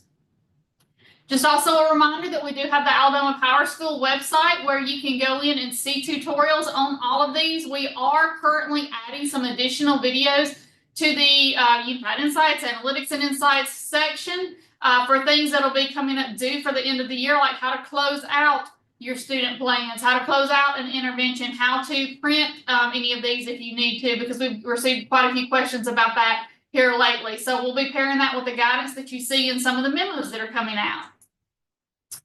Speaking of things that are coming out, so lots of changes. You're going to see lots of things that are being added into Power School here now that legislation has, passed new things. Things are coming into effect. You're going to see updates. So I tell everybody for the last couple of months of school, please pay very careful attention to the weekly Power School updates email that comes out, because as the guidance gets solidified in memos and as new screens start appearing in Power School, we are going to release all of that information through these newsletters. I will be attaching new videos for items, new printable guides if you want a handout for it on how to do some of these. So keep an eye on those, and also make sure that you have people in the correct education directory positions to receive these emails. And I'm going to say this not just on behalf of myself, but of all the other sections here at the department. It's very, very important that the districts are keeping the educational directory positions up to date within your districts. I don't think districts realize to the degree that we actually use those positions and the staff that you have placed in those positions for multiple things here at the department. For things all the way from funding certain things, like with the Principals Act. When I know we had some of the applications come in for those to get those stipends, we were seeing people who were marked as principals who were teaching full loads of classes. And so making sure that if you've had people who have moved positions within your district, that you update those positions accordingly. Also make sure if you have people who fill multiple roles, that you put each one of those roles. I was speaking earlier with the section dealing with the textbooks adoption, and they said that they have received lots of emails from curriculum directors going, hey, I didn't receive information about the textbook adoption. Well, it didn't go to curriculum directors. It went to those who've been placed in the textbook staff position in the education directory. So if you've not looked at all the different roles that are available, I highly encourage you to make sure that you have somebody filling each one of those roles, because we specifically use those roles to send all of our email communication out. Not only is it important to make sure they're in the correct roles, but making sure that that staff member's information is correct on their account in AIM. And unfortunately, a lot of times we'll get emails here at the department. I know I get them to say, hey, Stacy, my Power School email, the newsletter is going to my personal email account. Can you swap it to my work account? Well, that means that that person has their personal email account entered in their staff profile in their AIM account, and they are the only ones that can update that. Nobody in the district can update it, and nobody at the state can update that, because every user's AIM account is theirs to own. So I ask and implore each district to have somebody in the district to take a look at your education directory. Pull up every person you have assigned and just put it to an Excel spreadsheet and look through that email address column and make sure everybody has a current email address that is your school's email address. Look for domains that are not your address. If you had a person who came from another district to you, make sure they updated their email. We actually had a case of 2 superintendents during the data breach who did not have their emails updated and were not receiving any communication from me or from Dr. Mackey during a very sensitive time when we were needing things to be signed. So make sure, just kind of make sure that somebody at the district has that as part of their hat. I know we wear lots of them, and are taking care of that so that you don't get left behind on the information that is needed. One of the big changes that you're going to see, and it's actually coming out in an update this weekend. So in Monday's newsletter, there's going to be a memo, a part in there that says that there was an update applied to all servers this weekend, and this is going to be one of the points in there. The graduation pathway area will be installed so that you can then start declaring for your students which pathway they were on. So we know our AAA, we know our essentials, and really it's to reiterate what Sean said earlier, you know, they're option A until they don't say that they're option A. So only when you get that form signed from parents that they are agreeing to option B will you mark them as an option B. Otherwise, they are an option A student going for our general diploma. There will be an add edit button, as you can see in this screenshot over here to the right, that works very similarly to how we enter in the non-traditional student types, foreign exchange, quite a few other things. Foster care is another one that have the same kind of mechanism. When you click on that add edit button, it's going to pop out that screen that is a history screen, because we do want to capture historical changes of students. So maybe a student starts out in 8th grade on a general ed pathway option A. You would mark that option A, you would say the start date of whenever it is, and you would leave that end date open until they either graduate or give that declaration for being a pathway option B student. If they do decide, let's say in 10th grade, that no, career tech is going to be their pathway, and I could see this happening to quite a few students, then you would go in, you would indent that option A, and you would create a new record that's an option B with a new start date inside of there.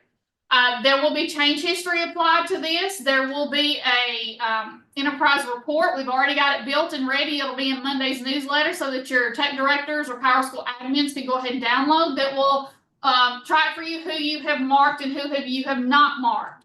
It's very important to know that this does have to be marked on all students. Starting next year, it will become errors in the 20-day and 9-month reports for your students. There will be hard errors on a junior or senior, and there will be warnings on 9th and 10th grade students. So we wanted to give you an easy way to find who you had marked and who you have not marked. I will also include in Monday's newsletter a document that will walk you through how to apply this to a student, both on an individual student and en masse through an import process. Due dates. So it is the time of the year, and I'm working on the memo for it to be coming out shortly about all of the due dates with our huge end of year state reporting. So we know that we have the huge report that everybody gets pulled that 3rd Friday in June that really affects every bit of accountability. And I tell people, I can't tell it enough. I checked this morning, I checked all the errors over in AIM, and we have about 4,000 across the state. Everybody really needs to be looking at their data now, checking your cohorts for your dropouts or enrolled or withdrawn to make sure that everybody who should have been coming off of cohort is withdrawn, that they are off of it. We don't want you to wait until June 20th last minute and then it not get captured in replication for this. Because when it comes to accountability, y'all, if we don't see it in the data, it didn't happen. So you need to make sure you're giving yourself plenty of time to look at this. The 3rd Friday in June this year is June 20th. So your D-Day drop dead time is at 7 o'clock on the 20th, because that's when our replication will kick off and we'll start bringing in the data that you have inside of Power School to the state, and that's going to make your 9-month report, which is what feeds pretty much everything for accountability and report card status and quite a few other things that have to deal with anywhere from funding to plans to different designations of schools. So please make sure that you all understand that date. Now, a few things have to happen before that state report is the snapshot's taken. One of the biggest things is there is a process in Power School that is called the end of year process that every district must perform. This is the process that actually goes through and moves your students from one school to the next as it promotes, retains, and graduates them. I tell people, please do not try to fight that graduation process. Make sure that you follow the end of year process and let the computer do it for you. Don't try to do it manually, because people end up missing steps and it causes you more harm than it does good. You're not going to see your graduates update to graduates in the cohort portal until that end of year process is performed. So go ahead and start checking now your withdrawns, still enrolled, like I said, all of those. But your graduates, you'll want to check them as soon as you perform that end of year rollover process and that data gets replicated into AIM. 2 things that lock before the end of year process that I reiterate every year. Number 1 is homeless. Please make sure your homeless contact in your district has all homeless students marked and has confirmed them to be correct for that pool in the homeless tile before you run the end of year process, because once you run it, every homeless student who was verified will be swapped back to a potential status, and you'll be looking toward next year. And at that point, no change in homeless status or students can be changed. So start looking and running those reports now.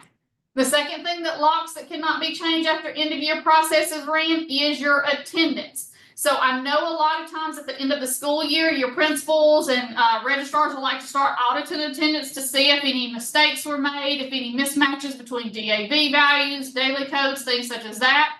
have been entered and they make changes. And that is perfectly fine to do, because I know a lot of times we want to wait until school's out so that you get that little bit of a breather and you don't have everybody knocking on your door and you can focus on the data.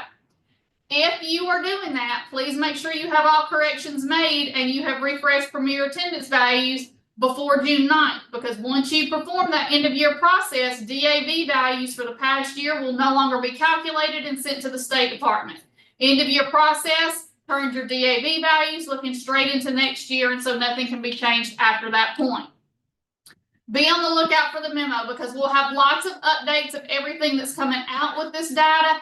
And I will say this, and we've even had a couple of districts who've mentioned this to us at curriculum and instruction meetings.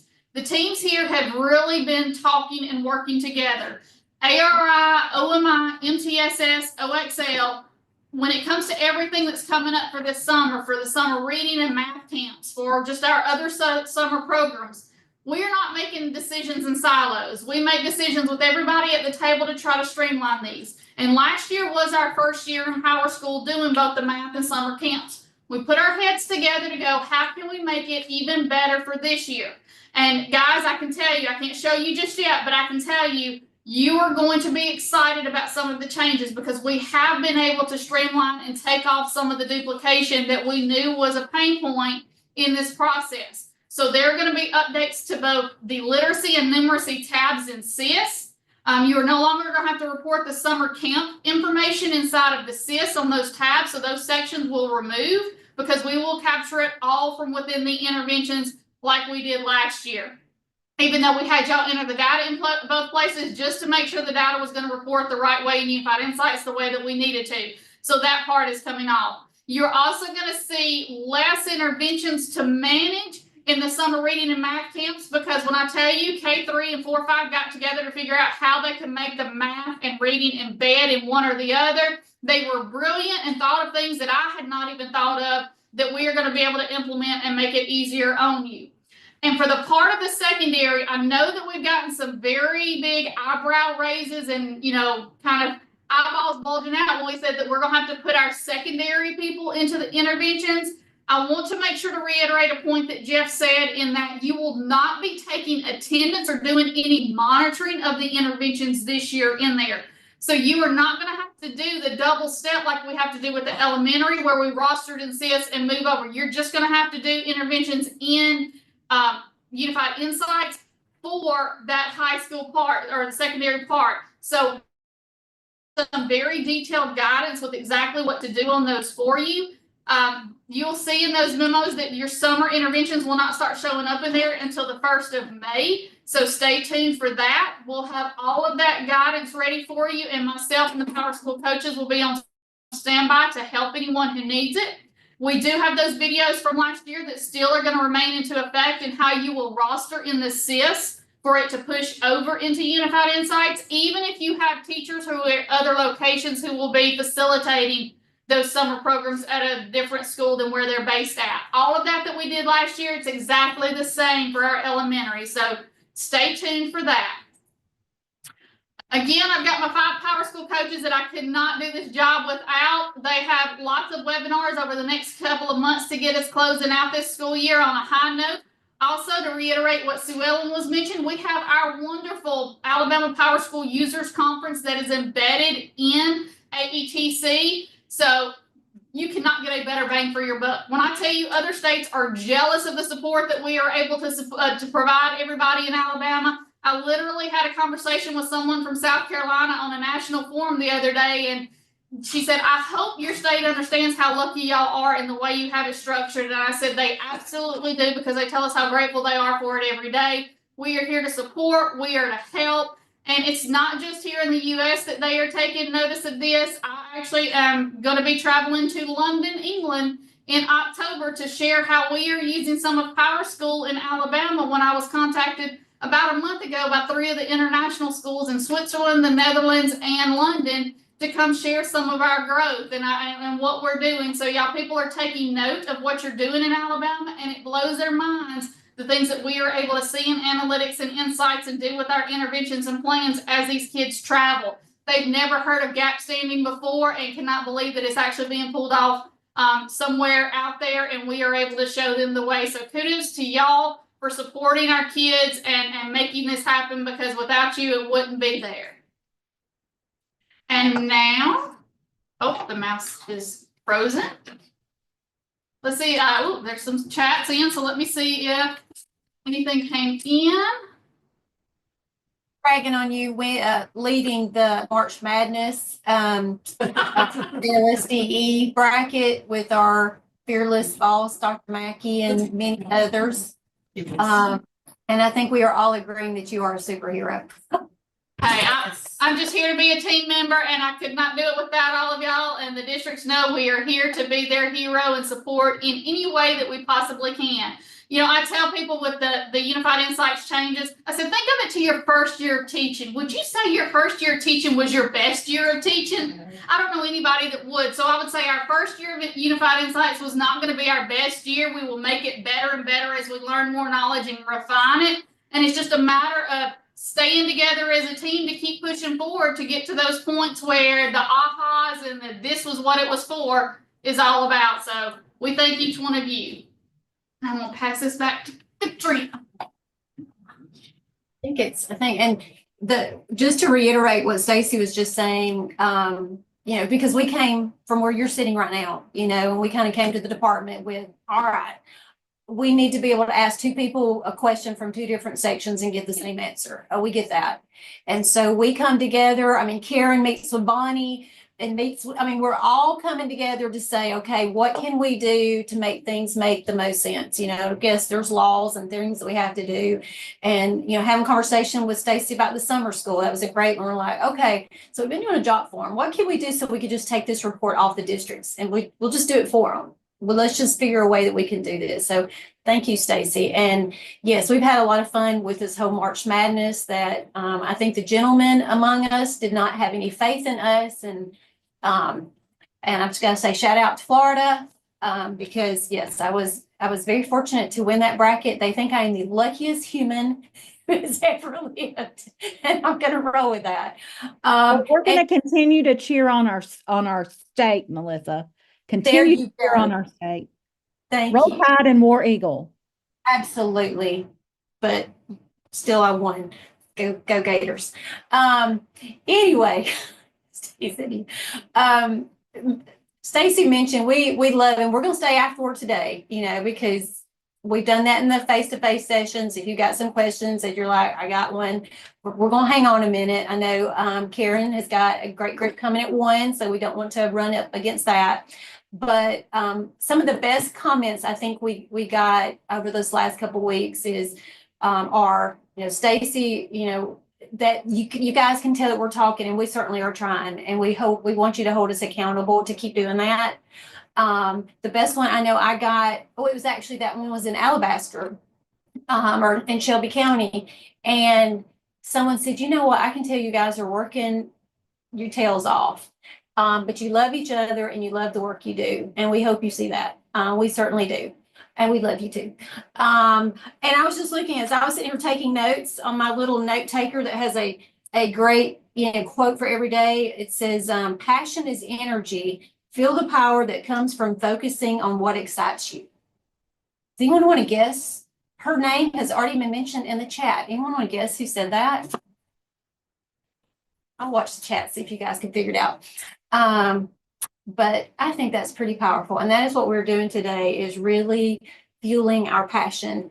As I'm looking in the chat, see if anyone guesses what famous lady who is still, yes, Sue Ellen got it. It was Oprah. Yes, it was a pretty great quote. Shanthia Washington, I told her we were meeting with you, so we did not catch this on the first 2 face-to-face sessions, but I added it for yesterday and today, and it's in the slides now. But there's an ACT alignment opportunity that what we're doing is looking to take the ACT with writing and pre-ACT and compare it to the Alabama content standards. So if you've got some teachers and leaders that would like to be part of that discussion, will you share that application with them? Because we want the best and the brightest to be part of that. You can go to the next slide. And I just realized how dark I am in these. Y'all's look so and I just happen to see myself. I am over here. I'm just in the dark. If you would like to host a session, and we're so thankful, we love coming to you. Like I said, it is a orchestration of a lot of things to get everybody, but it's important to us that you see us. So if you would like to host a session next year, if you would fill that out so we can have everything in one place, we don't have a bunch of emails going. But if really for the fall, we're really interested in the fall because those are going to be 11 sessions in our 11 regions. And so if you would like to hold, it'd be a much more intimate group. Like I said, maybe 15 to 30, depending on how much of the ALSDE and regional staff are able to come have conversations with you. We would love to come to you. So if you have a little space that we could join for either the fall sessions, or we will probably look at doing some variation of this for the later sessions. And I think the last thing I just wanted to say, and I love, Bonnie sharing that butterfly effect. We talk about that a lot among ourselves, that we are all trying to, I don't have my little ossel. We have the little, he's right behind, he's over here, but we have this little goose, that we use as our mantra, is like, we try to look smooth. It's like, we got it going on. We are elegant, but under the water, we're just like, and it's all of these small things, that are coming together to do these amazing things. And so we just wish you the best as you're finishing out this year, to do the big things, but to do those small things, so that we really are seeing that butterfly effect. If you have not been following along, we've been adding some questions. Some of your questions were really specific, so we just emailed you directly, and it didn't make the big sheet. There are a few questions in the chat that we may not have got because they were coming in so fast. So I'm going to stop the live stream so that you can be vulnerable